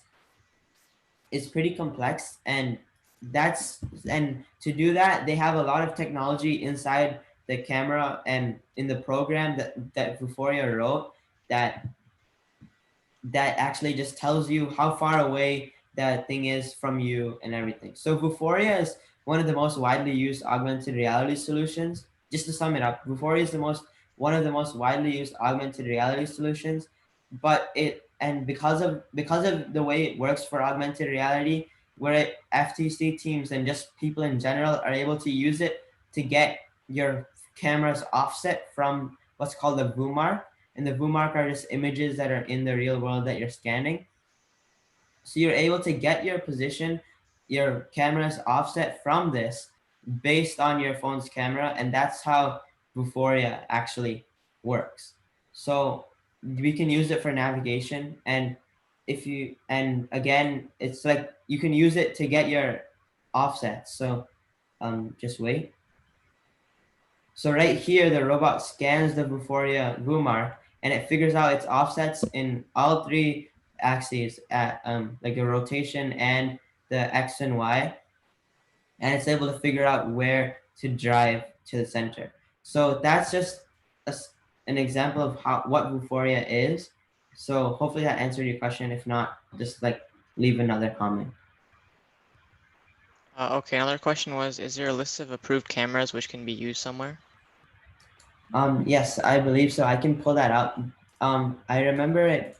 I think it's only Logitech webcams for now, but there's only a few that are actually available.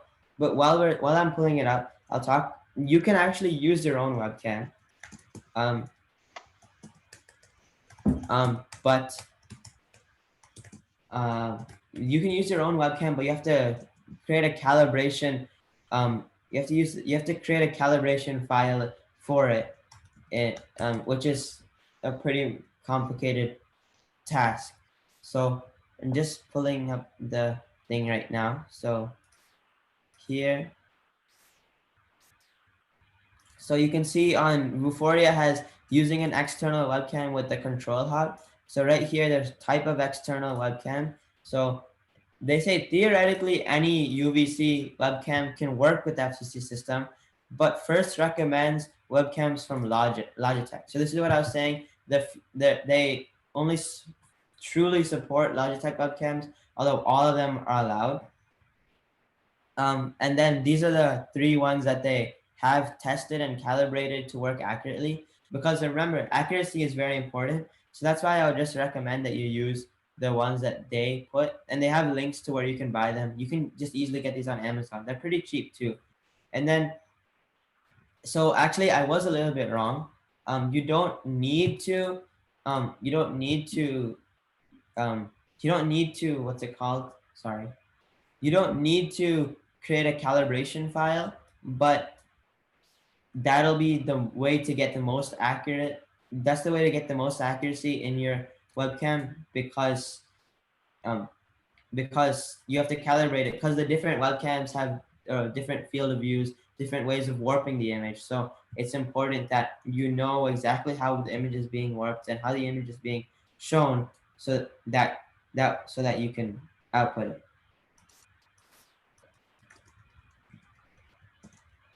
Are there any more questions? Yeah, there's one more question.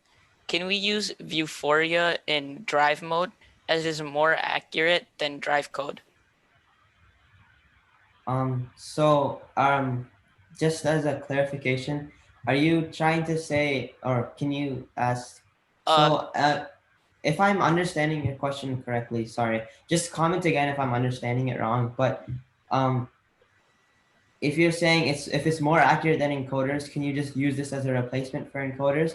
So the short answer is no, but the long answer is still no, but a little bit less no. Like it's a little like you can still kind of use it, but for the using it in the for using it without for replacing the encoders, the problem is the encoders are always rotating, so they might be a little bit inaccurate, but um but the thing is they're always there.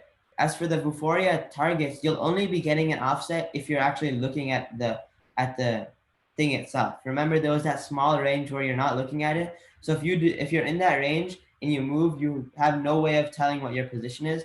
That's why I wouldn't recommend using this as a replacement, but rather as something to add on and to make your encoder readings more accurate, or to just make your overall position estimation more accurate. If that makes sense, hopefully that answers your question. There's another one. In Java, how do you make Vuforia run faster? Okay, so I'm not really. So if you're, are you? I'm. So when you say in Java, you can use on-bot Java or Android Studio. I'll just be assuming that you're using Android Studio. I'm not fully certain on optimization for Vuforia, but um, yeah, I don't think I can answer that question. I'm sorry, but um, so the main thing is just trying to make your code more efficient. So if you looked at the code that we had, it was in the blocks. It was pretty inefficient. Like if you had something like that in Java, the best way to do it would just be to use a switch statement if you didn't want to change any of the other functions, rather than doing if, else if, else if.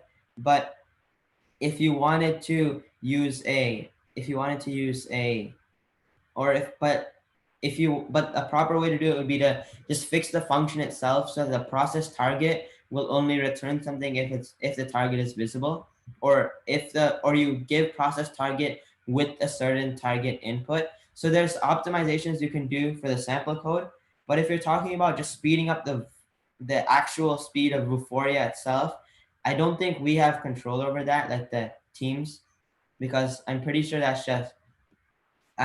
just have to optimize the code that you are writing so that on your end, everything is as fast as possible. And the only slow thing will be the people, what's already made for us. And I'm pretty sure it's already pretty efficient, but if you're having issues, just contact me and I can look into that, because I also have experience with Java Vuforia.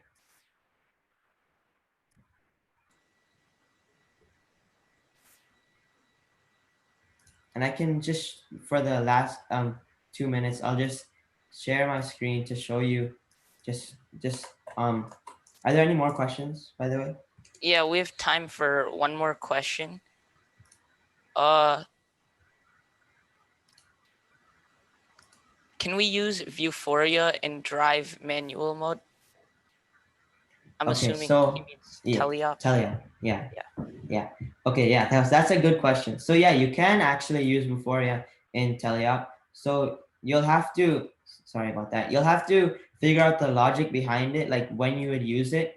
But it's essentially like, let's say I want if you want to automate some driving, you can do that by doing that in teleop. Like if you say I want to drive to this position and you use Vuforia to scan I'm at this position, then you'll go there. It's going to be a little bit harder in teleop because it's all like one big loop, but you should be able to figure it out. If any of you have any more questions like that, like something more specific like that, you can contact me. Just contact FrogForce at frogforce503.org. And if it's a question about Vuforia or something, just say, I'm looking for, or can you ask Sanjit about this? And also we have FrogForce FTC resources. So if you didn't fully understand the blocks programming, just visit our FrogForce website and you can find all of our FTC resources. So that has blocks programming guides, Java programming guides, anything you need. Anything you need will all be on that website. And just feel free to send us an email if you have any more questions. So I'm not sure, I think is that all the time we have?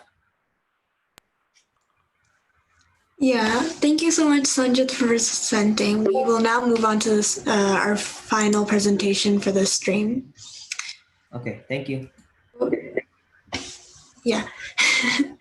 So our next presentation will be transitioning to on-bot Java, and it will cover sorry. So the description for this presentation is for veteran teams still coding in blocks, this will give them a head start on transitioning their team to the Java program language. The people who will be presenting is Mr. Pryor and his son. Mr. Pryor is from Amazon and is also an experienced engineering professional with 20 years of experience in technology fields. He got his start at Microsoft and participated in the launch of Xbox and Xbox 360 game consoles. He also managed the successful commercial release of many software titles, including Mass. Welcome to the stream. Thank you, everyone. I'd also like to introduce my son, who is also Leon Pryor, who is a student at the Foreign Language Immersion and Cultural Studies. And how long have you been doing robotics? 3 years. 3 years, just FTC or what else? Also first Lego League, that's how I started out. All right. So I'm going to go ahead and switch to my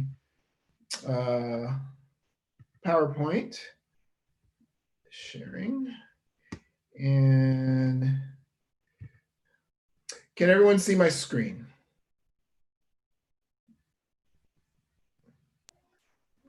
Yes, we can. Excellent. Okay, so our talk here is transitioning to on-bot Java. The idea here is that this is the purpose of this talk is for veteran teams that have actually already kind of experience building a robot. So there's some things that we're not going to talk about. I'm not going to talk about the fundamentals of setting up a controller hub or a phone. We actually have other courses covering that today. And I will point you to some resources that will help you with those things. But really, like I said, today's focus is on the Java programming language. So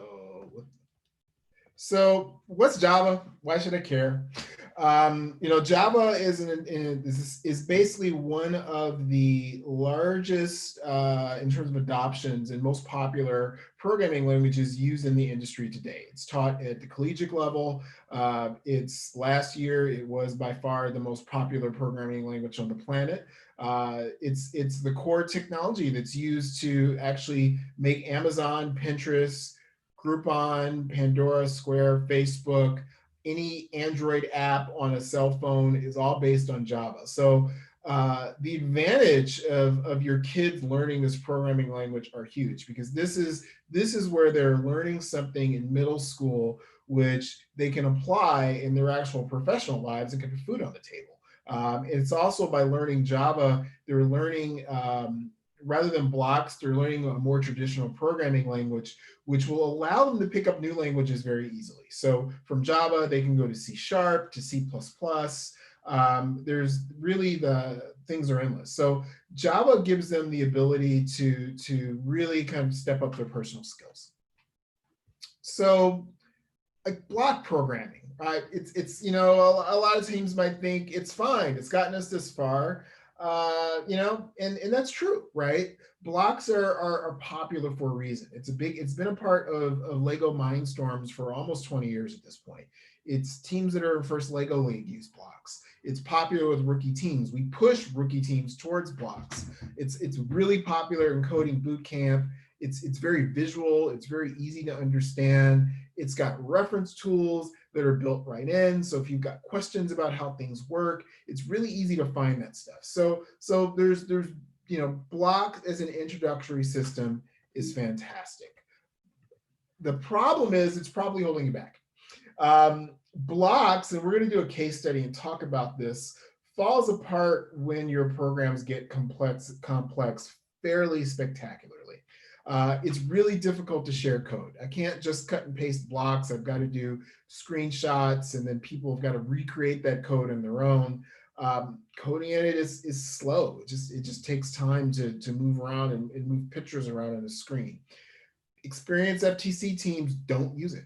You go online and you look for what other people are doing, and they're not using blocks. And ultimately, it limits your robot's functionality and capabilities. So case study. This is the Final Flix 2019 robot that we competed with. Leon, why don't you tell us a little bit about the features of this particular robot? It had 2 expansion hubs, 4 distance sensors for autonomous mode, 1 bottom-facing color sensor for line detection, 1 rear-facing touch sensor, 1 front-facing color sensor, 4 motors with mechanism wheels on them, 2 hex drive motors for the linear slide, which allowed us to extend the arm, and 3 heavy-duty servos, which were the claws. So that's a lot of components. Did you have to write software to make all this work? Wait, Yeah. yeah, it was all done in blocks. It's all done in blocks. Okay. So can you just tell us a little bit about the things that the robot did that you programmed? It moved for the autonomous portion. We had it move the building surface, capture blocks, and park on the line. And for the control system, we gave it holographic motion via the mechanism wheels, which allowed it to move in all directions. A linear slide, which used encoders to prevent wire tangling, and program servos for capturing the building surface. All done in blocks, which was the worst experience of my life.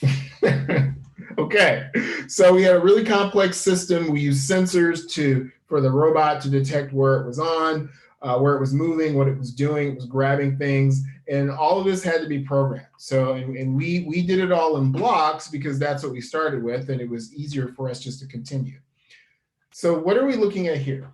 We're just looking at the movement code for the wheels. We're not looking at the claw. We're not looking at the servos, and we're not looking at the autonomous portion, just to allow it to move with the wheels. So 2 whole pages. 2 whole pages. Wow. And were you able to kind of search or find things in this code? No. No. No. You just had to kind of scroll around the screen. Yes, and drag it with you. Wow. Taking a dog on a walk. Wow. Okay. So what is this? This is the rest of the teleop code, and it has no autonomous functionality. That's a whole different story. All of this is just for the initialization and movement code, the 2 game controllers, driver and arm, the linear slide controller, in which we had to use encoders to prevent the cables from tangling. Large amounts of codes take up like that much space, as you can see. It was virtually impossible to find things, no ability to search. And if we were to find something that we need in the little sidebar, and we need to go to the top, we'd have to drag it, scroll, drag it, scroll, drag it, scroll. Oh, hey, it's done. Let's test it. It didn't work. Let's do that again.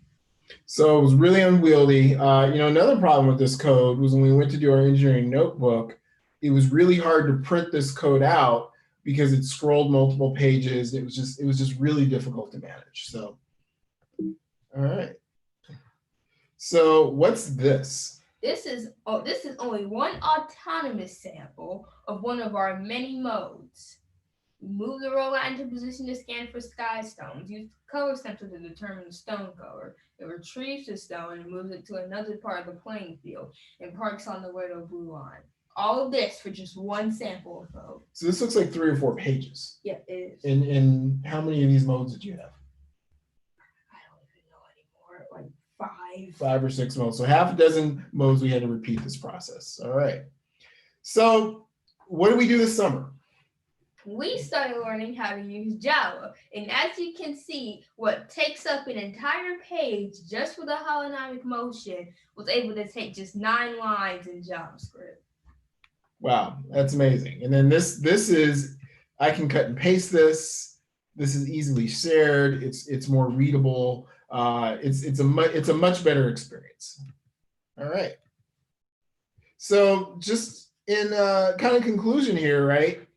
Last year we proved that you can make blocks work in a complex project, but you're going to take on a lot of problems as a result of it. It's got really good reference tools. You can go over to the left side of the screen and you can pull down kind of what you need, but it really falls apart in complex environments. It's difficult to read. It's really hard to maintain. Leon talked about having to kind of move pieces around the screen kind of manually, and the UI, it gets kind of sticky and makes it difficult. It's really hard to document. We had a hard time coming up, like publishing this for our engineering notebook. We had to use kind of multiple pages put together. Our saying in our house is, working on blocks is like reading a book with pictures. And you reach a point where you start reading novels, and you don't need the pictures to convey that information. And that's where we are in our robotics journey. And that's something that we want to stress for other teams. So all right. So thank you, Leon. Appreciate your help. All right. So here's the secret. Coding in blocks is Java.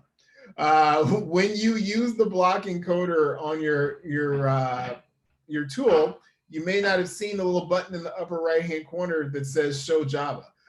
So it turns out that whatever you build in blocks, the computer behind the scenes just builds Java code anyway. So, our whole point here is why don't we just kind of short circuit that process? So if you click on that button, you actually get something that looks a lot like this. So you can see the code. This is just a really simple tank drive.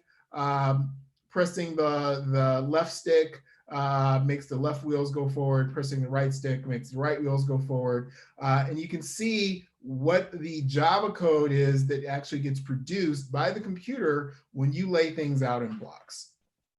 And I've just put some arrows in here to kind of show you just one-to-one. There is some, what we call initialization code at the top, and I'm going to talk about what that means. But just for the moment right now, just ignore that, and you can see that there's a one-by-one relationship with each line of code. So here the first thing we do is we set one of our wheels to run in reverse, because when we mount our motors in a robot, a common problem is that the one robot wheel is kind of facing in the opposite direction. So we need to set it to run in reverse. So in blocks, we have this line here where we set the right drive direction in reverse, and we literally do the same thing. It's just written a little bit differently in Java. The same where we have a statement that basically has a loop that basically says, while this op mode is active, or while the user has selected teleoperation on his phone, just keep kind of doing this process. It's the same structure here.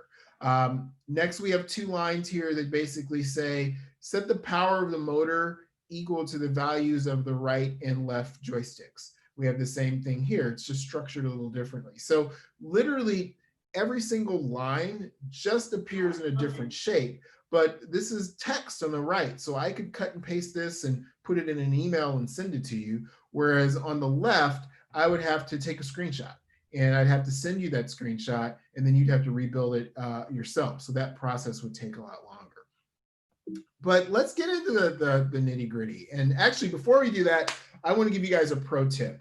Buy this part. So this is a thumb drive wireless adapter for a laptop.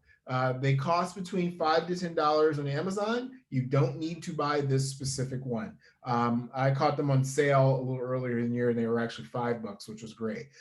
What this will allow you to do is, if you don't have this, when your laptop connects to the robot, it isn't connected to the internet. So if you want to go searching for help, like, oh, how do I do this one particular thing in Java? You can't, because your laptop doesn't have an internet connection.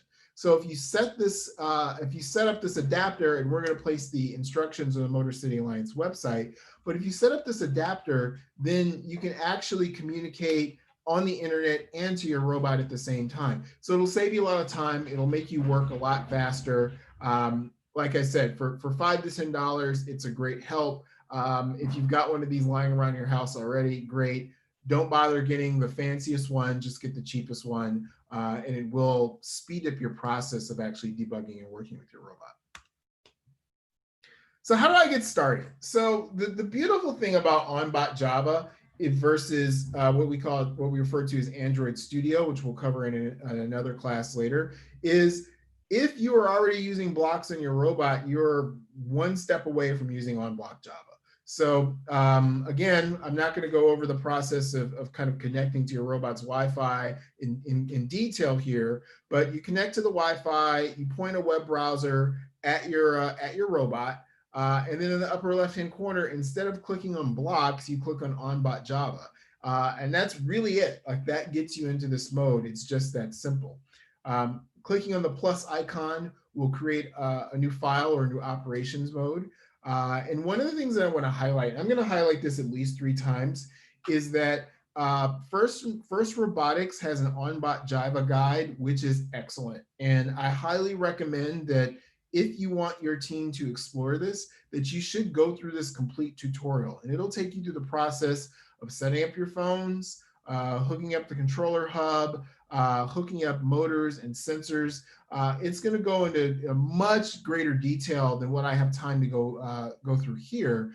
And it's just a great way to get your feet wet. So I highly recommend this particular tutorial. We will, I know this URL is long. We'll actually publish these to the Motor City Alliance. We'll put it on the webpage and we'll also send it around in email. But this guide will help, and it'll actually really give you a guided experiential learning where you actually do it with me, or sorry, you'll do it with the author, and you'll actually get a really good understanding of what you're doing. But in absence of being able to do that live, how do I create an op mode? So I click on that plus icon and I get this dialog that comes up. And there are a couple things to note. You need to give it a file name. The file name needs to begin, it actually needs to be in what's called camel case. What camel case means is that as you put letters and as you put kind of a string of words together, like say, go to the store, you capitalize the first letter of each major word. For file names, you do have to capitalize the first letter, and there can be no spaces or other characters in the file name. Don't worry about memorizing that. If you try to supply it with a file name that isn't compliant, it's going to actually complain and tell you what to do. But one of the things with Java is get in this habit of naming things in camel case. So if the variable or the function is called turn left, it should be a capital T and a capital L. It just really helps with readability, and it's an industry standard process. For sample, pick blank linear operations mode or blank linear op mode. There are actually a lot of cool samples in there, and I recommend kind of playing around with them. But as you're building your early op nodes, just pick this one. Select autonomous and teleop. For the most part, when you first start, it's going to be teleop is the one you're going to choose. This only changes where the program appears on your phone. It doesn't actually affect your app otherwise. I would definitely click the icon that says check setup code for configured hardware. So what this means is that if you've set up your motors and your sensors on your phone or for your robot, it'll basically set all of that up for you in the program. You don't have to do any work. So I highly recommend that option. It really does save a lot of time. So you click on that, and the first thing you're going to see is this. And it's just like, oh my God, that's a lot of text. What have I done? I want to go back to blocks. Be calm. You're okay. Actually, a lot of this was written by lawyers. So what you're seeing in light gray are what are called comments. And comments are, you also have comments on blocks, but most people don't use them. But comments are notes to yourself or to other people. So it's often common to use comments to describe what a function is doing, or if something is weird or there's a problem. It just lets you document right in the code. Comments are not executed. So anything that is inside of a comment is ignored when the program runs. But like I said, it's something that you can see as a reference. And in Java, there are 2 ways to make comments. You can actually sandwich the comments between a / and an asterisk. So you see there's an opening / and asterisk before the copyright, and then a closing / and asterisk here. And all of that text is light gray. And this is mostly legal boilerplate, and you can actually just delete it. It's just taking up space. but comments are great. It's a really great habit to get into in terms of Java. But the first thing you see, it's mostly comments. So what I would recommend would be deleting them and then moving on. All right, so I'm not afraid of comments anymore, but what about the next block of stuff? So at the top of the file, you're gonna see a bunch of what are called import statements. And really think of importing as your robot needs a lot of different things to run. It needs a lot of other code that's been written to make motors run or sensors work and things like that. So what import does is import basically says, hey, I need you to bring in the software that I need to make a motor run, or software I need to actually access a sensor. And by checking that checkbox, which was set up hardware, it actually adds all this stuff for you. So at least initially, as you start, you don't really need to worry about this kind of top section with all the imports. As you add different sensors or things later, you're going to have to add things here. But as you start to explore Java, just kind of don't panic. Don't change any of it because things will stop working if it's not there. But don't really worry about these sections. Next, you're going to see a bunch of sections here under the kind of the private class under linear op mode, and these are variables.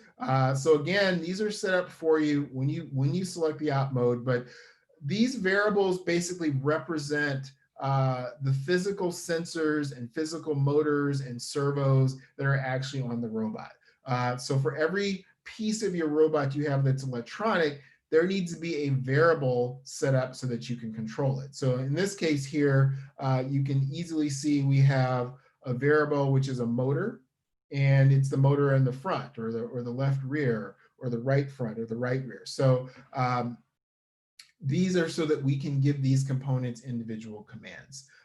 So the general rule of thumb is if there is a piece of your robot that has a wire attached to it, that it needs to ultimately be represented by a variable in the code. So that's a lot of initialization, and the robot's actually not doing anything yet. So here we have what's called first the telemetry, I should say. So telemetry add data here, it does the same thing that telemetry does in block programming. So here the idea is I have this telemetry, left power for left power, and then it's producing the number. So this is so that when you're using your phone and debugging your robot and what's going on, it's just printing text in the driver station. It's doing the exact same thing in Java. Literally, it's even called the same function. You see here, it's called add data, and it's called add data on the other side. So that's all that portion is. Go back. The next is wait for start. This is basically just waiting for the driver to press play. This will be added for you. There's no need to add it. And then now you have this while op mode is active. And what this means is this is a loop. So this is basically saying run this code over and over and over again until the robot is stopped, until the driver hits stop on his control station. Then this code will stop executing. This again works exactly like blocks. In this case, all I'm doing is I've got a basic tank drive where I'm setting the left wheels to match my left joystick's y-axis, and my right wheels to match my right joystick's y-axis. That's it, just like it did in the blocks. So again, kind of talking about the comparisons here. So that didn't look awful, right? So are there rules? And turns out there are. One of the downsides of Java is that you are typing this in, right? So with blocks, I'm just kind of moving these kind of pre-canned pictures. So I've got to type it in. One of the things that will help is that as you use the editor, and I was trying to get the editor working live on the call, I wasn't able to make that happen. But as you use the editor will actually help you, and it'll start doing what's called auto-completing. So if you type in, if I type in, say in this screen, DC motor, if I type in DC, it's going to basically kind of put a little box in and say, hey, did you want to fill in motor? Much in the same way your cell phone works, but a little better, not quite as annoying. But just a few rules off the top of your head is every line needs to end in a semicolon. If you don't put one there, the system will tell you. When you're ready to program, when you're ready to basically test your app, there's a little a little purple icon in the right-hand corner. If you hover over it, it'll say build.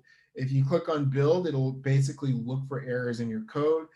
In this case, it saw an error on line 94. There was a missing semicolon. It got cut off a little bit in my screen here, but you can see that it highlighted the 44 in red, and it's telling me exactly where that error is. So I can read on the bottom, my file name, ftc kickoff.java, had an error on line 43. It was expecting a semicolon and it didn't get one. So you'll get into a good habit. It's responding to the errors in much of the same way you have to deal with blocks. Any errors will always get printed to the bottom, and the robot's not going to run until all the errors are fixed. So you'll have to go through them one by one. Variables and functions have got to be spelled correctly. Very common mistake. If I miss an O in DC motor, it's going to complain and say that I don't know what you're talking about. What is this thing? The other thing that I'll note is that Java can easily handle complex math in order of operations matter. So really think about your parentheses and things along those lines.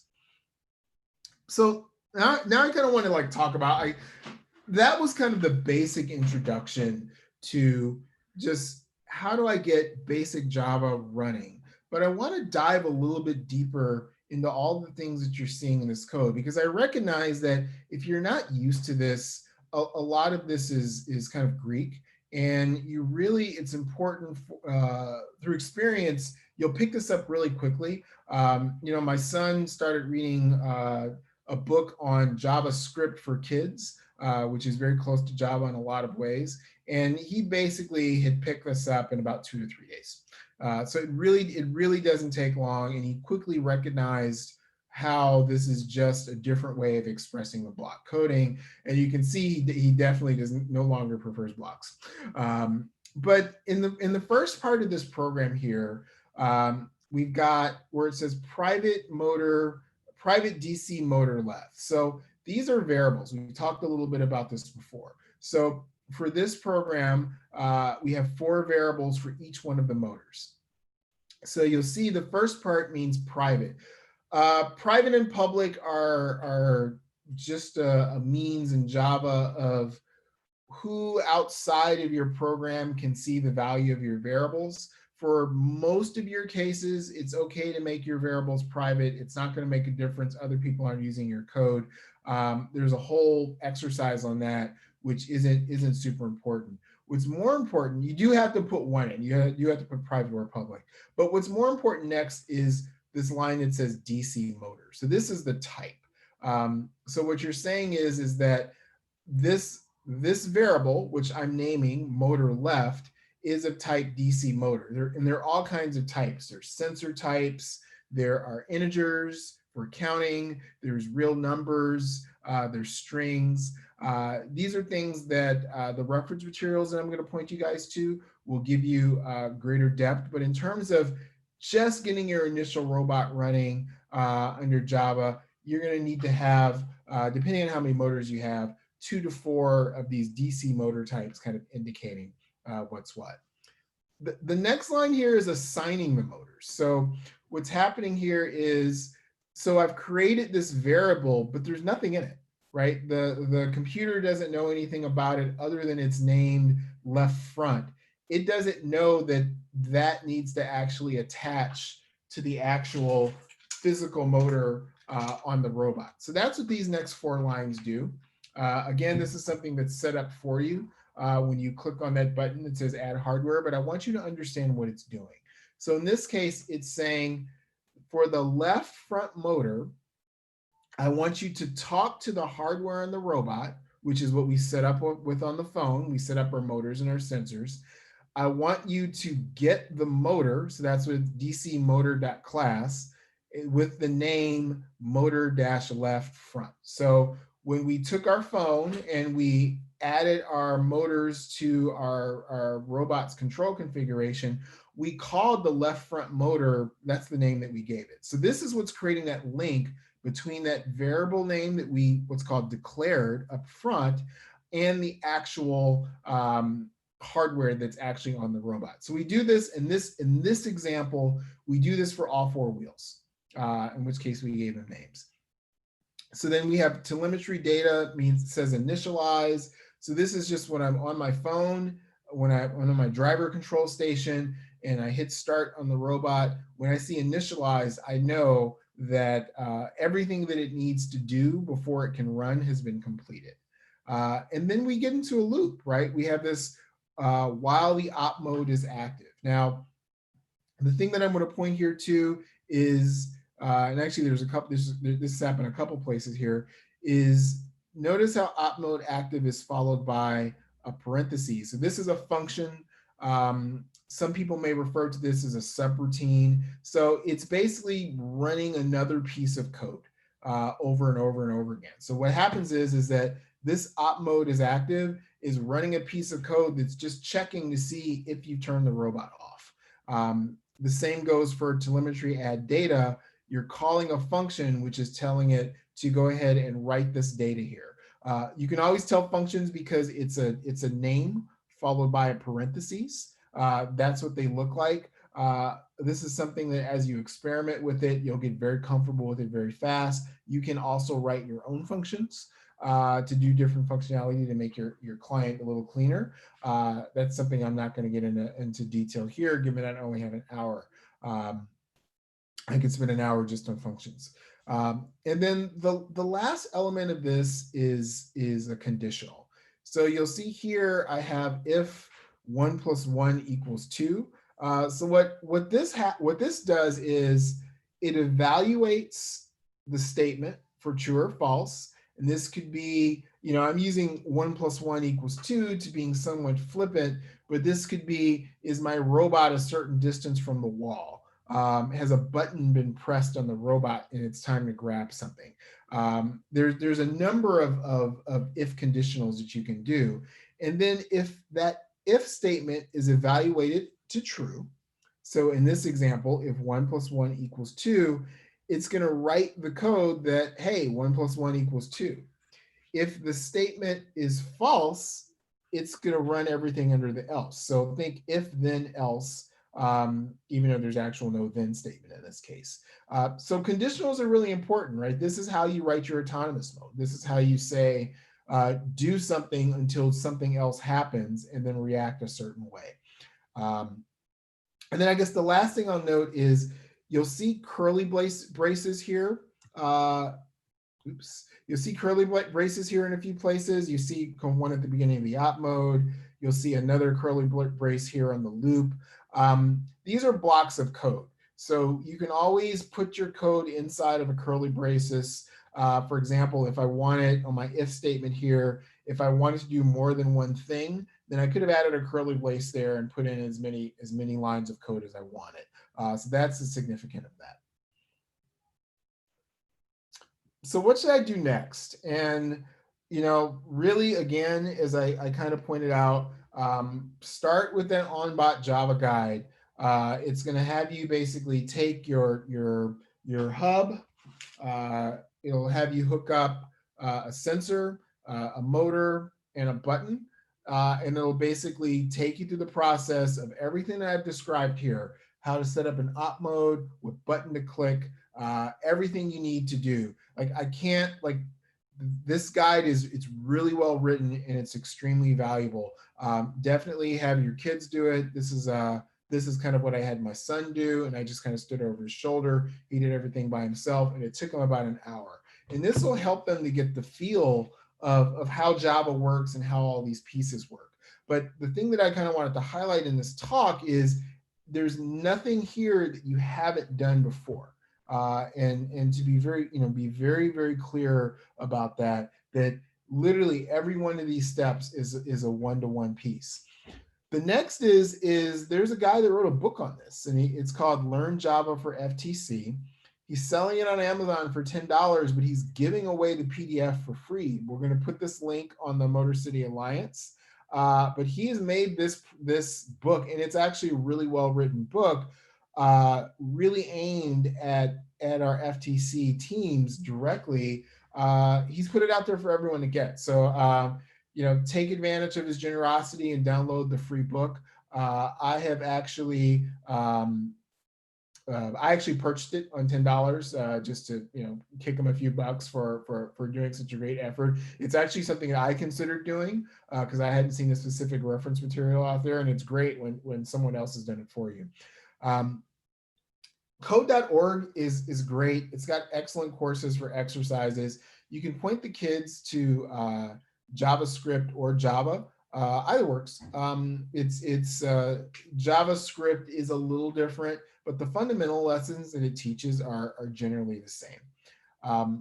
Motor City Alliance, I'm going to be kind of a broken record on this one. We're going to put all of these links will be in our resource site after today, but we have quite a few people that are also willing to help. I was in a meeting yesterday with Amazon employees, 2 Amazon employees who basically directly asked me, hey, is there any way that I can help maybe with programming stuff? So they're going to be sitting on our Slack channels looking for any questions that you guys have in terms of the language. The good news is that we're not asking you to learn all of Java. We're really only asking you to learn a tiny piece of it. The language can do a lot more. And you don't really need all that functionality. You just need a very small piece of it. And lastly, in addition to Motor City Alliance, is the FIRST resources are really good. The FIRST Inspire website is a little hard to navigate. The FIRST in Michigan's website is a lot better in terms of how it lays things out. But they really have this story kind of already planned out, like what you need to know, what you need to do. And I would definitely start with this OnBot Java guide. So kind of in conclusion, and I know I didn't go into great gory detail here. It's kind of hard, right? It's kind of something I can give you. I chose to give you an overview and point you towards resources that you can actually spend a lot of time in versus like kind of going down and deep on one particular subject. But I do seriously suggest that you look at that OnBot Java guide from firstinspires.org because it's really going to give you everything you need to know. And then from there, you can start piling on more advanced concepts. The book, Alan's book, which he's made for FTC programming, is fantastic. I highly recommend that as well. So I think the next kind of thing I'd like to do is look to see if we have any questions in the chat that I can specifically answer. Okay, so thank you for your presentation. Kritin and Sujit, do we have any questions in the YouTube chat? Yeah, we have a couple of questions. Great. So what's the advantage of using OnBot Java compared to Android Studio? It's just faster getting going. We are going to do some additional classes on Android Studio. Android Studio is by far the better way. And what I mean by that is that there are tools that you get in Android Studio specifically for debugging, where you can actually put breakpoints in the code, look at variables, profile the code. It's just a little more difficult to set up. So we see OnBot Java is a stepping stone to Android Studio. But absolutely, if you're going to Android Studio, fantastic. That's a great way to go. We are also using Android Studio, but OnBot Java gets you up and going quickly. So I just see it as a stepping stone. I do think getting people using commercial grade software development tools is absolutely the goal that we need to be pushing for. Another question would be, how long would it take a new team to learn Java?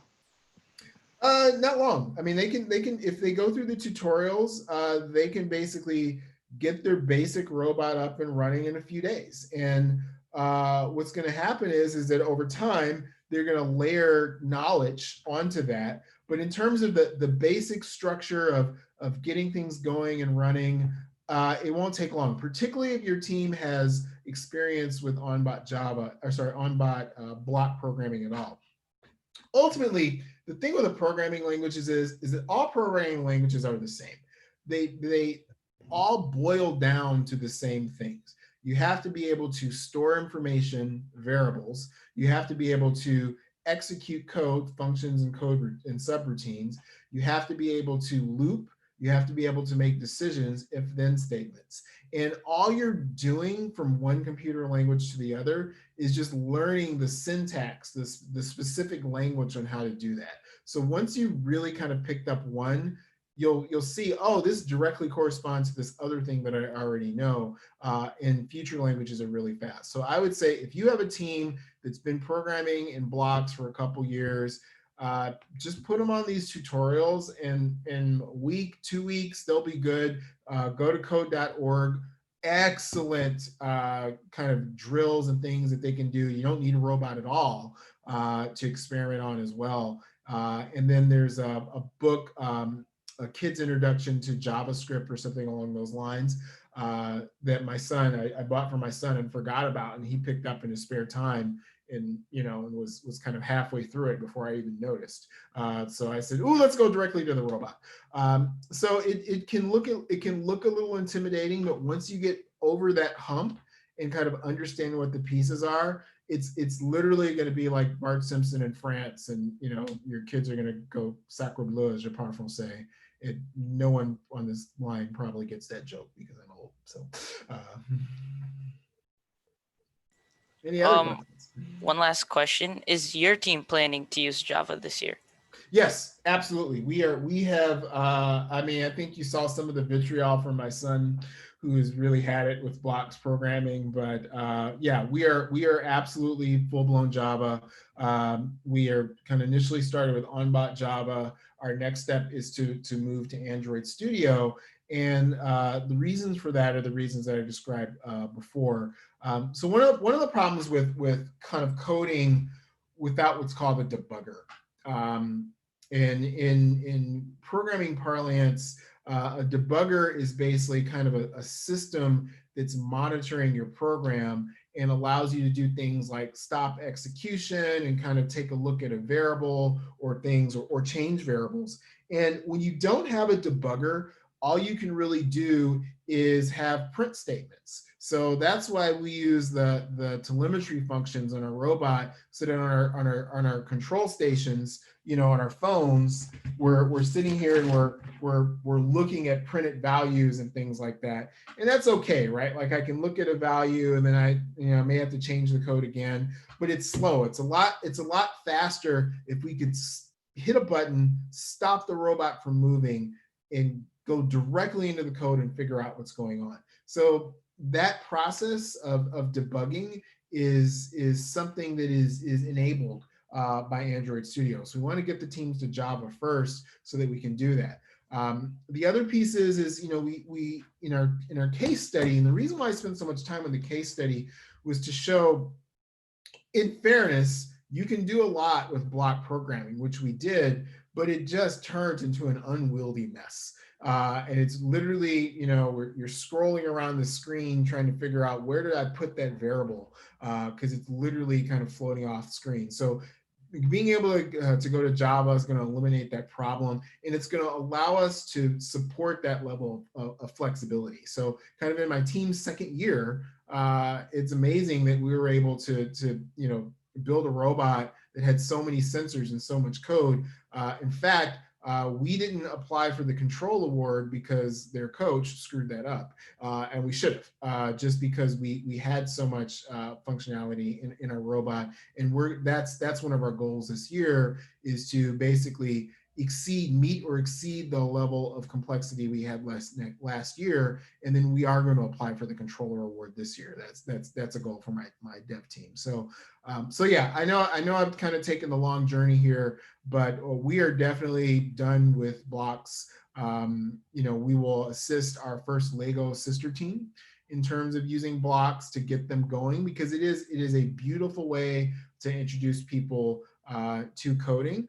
But ultimately, in terms of our goals as a team, in terms of engineering complexity, ultimately in terms of my goal of developing my team's skills, in terms of getting them industry software experience at, at the ages of 12 to 14 in Java, that's a learning objective for my team as a whole. So yeah, we're definitely there's no more blocks on teams 14010. What is your advice for other teams who are ready to move on from blocks to Java? Like, how would they go about that? So I literally would start again. I know broken record, but that first inspired link on getting your system up in Java, start there. It's a demo. It takes you through hooking up your control hub, hooking up your phone, and if you know that stuff cold, you can skip past it. Setting up your motors, building your first op mode. Setting up, I think it reads from a sensor and a motor. It also has you using the gamepad. Literally every single task, you think about the primitive task that you need to do is in that particular tutorial. So I would start there. It's on the First Inspire website. We will link it to the Motor City Alliance after this call. But I think it's just enough that they can understand the core concepts, they can understand how these things are working, but it's not overwhelming, right? So I think what would be scary for a lot of teams was taking their existing robot chassis and then trying to go to Java instantaneously. That could be a bit much. But if you think about it as, I'm just going to get one motor to work, right? I'm just going to tie one motor to a gamepad going forwards and backwards, and I want that working in Java. And then once you understand that, you're like, can I do this for 3 other motors? Of course, right? Now I've got that foundation. So I cannot stress enough how useful that tutorial is. And I would literally start there, and we're going to send that link to everyone. Also, how exactly would you use the Wi-Fi adapter? Yeah, so that's a great question. So I don't know if this works with Macs. So if you have Macs, I can't tell you how to do it. But the Wi-Fi adapter itself, it's just a standard USB adapter, and you plug it into your laptop. And I'll also publish instructions on this, which is a good point. But you plug it in your laptop, and then when you turn on your robot, and you wait until the controller hub turns green, and which tells you that its Wi-Fi is going. And in the drop down for Windows, you'll actually see 2 options. So normally when you click on the Wi-Fi, it just shows you the Wi-Fi networks. When you add a second Wi-Fi adapter to your machine, you'll get a drop down. So, and it'll be called something along the lines of external network. And then you can point the external network to your robot hub. So the Wi-Fi name for our hub is, I think, 14010RC or CH for controller hub or something like that. So you pick that one. So what's happening is there's Wi-Fi inside your laptop, and you want to keep that on whatever your home network is providing the internet or school network, and you're just telling the second wireless hub to point to the robot. Whereas when you don't have a second hub, you use your main wireless connection to connect to the robot, so you lose your internet. So this way, you actually have 2 connections going at the same time. So you still have your main connection to the internet, and then you have this external adapter pointing at the robot. So that the benefit there is now, if you're trying to code something and you need some help, you can go on the web and do that. You don't need a second computer. You don't need to disconnect with the robot to do that. So I just found for a $5 to $10 investment, the amount of time that you save in terms of having to not switching back and forth between robots was super invaluable. And I actually caught a sale. I caught them for $5, so I bought 3 of them just to hand out to different team members.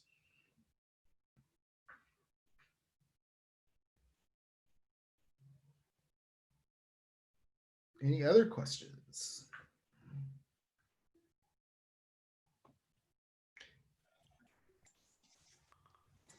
Okay, go ahead, sorry. No, you can go ahead. I think we're done with. Yeah, okay. I think we're done with the questions. Thank you so much, Mr. Pryor, for presenting. And I think that's the end of this stream for today. So thank you everyone for joining in. I hope you all had fun and learned something from all of these presentations. So now let's move on to the Jemison channel for the kickoff video. Do we have the QR code up? Yeah, so to get to the Jemison stream, you can scan that QR code and it should take you there. Thank you for joining, everyone.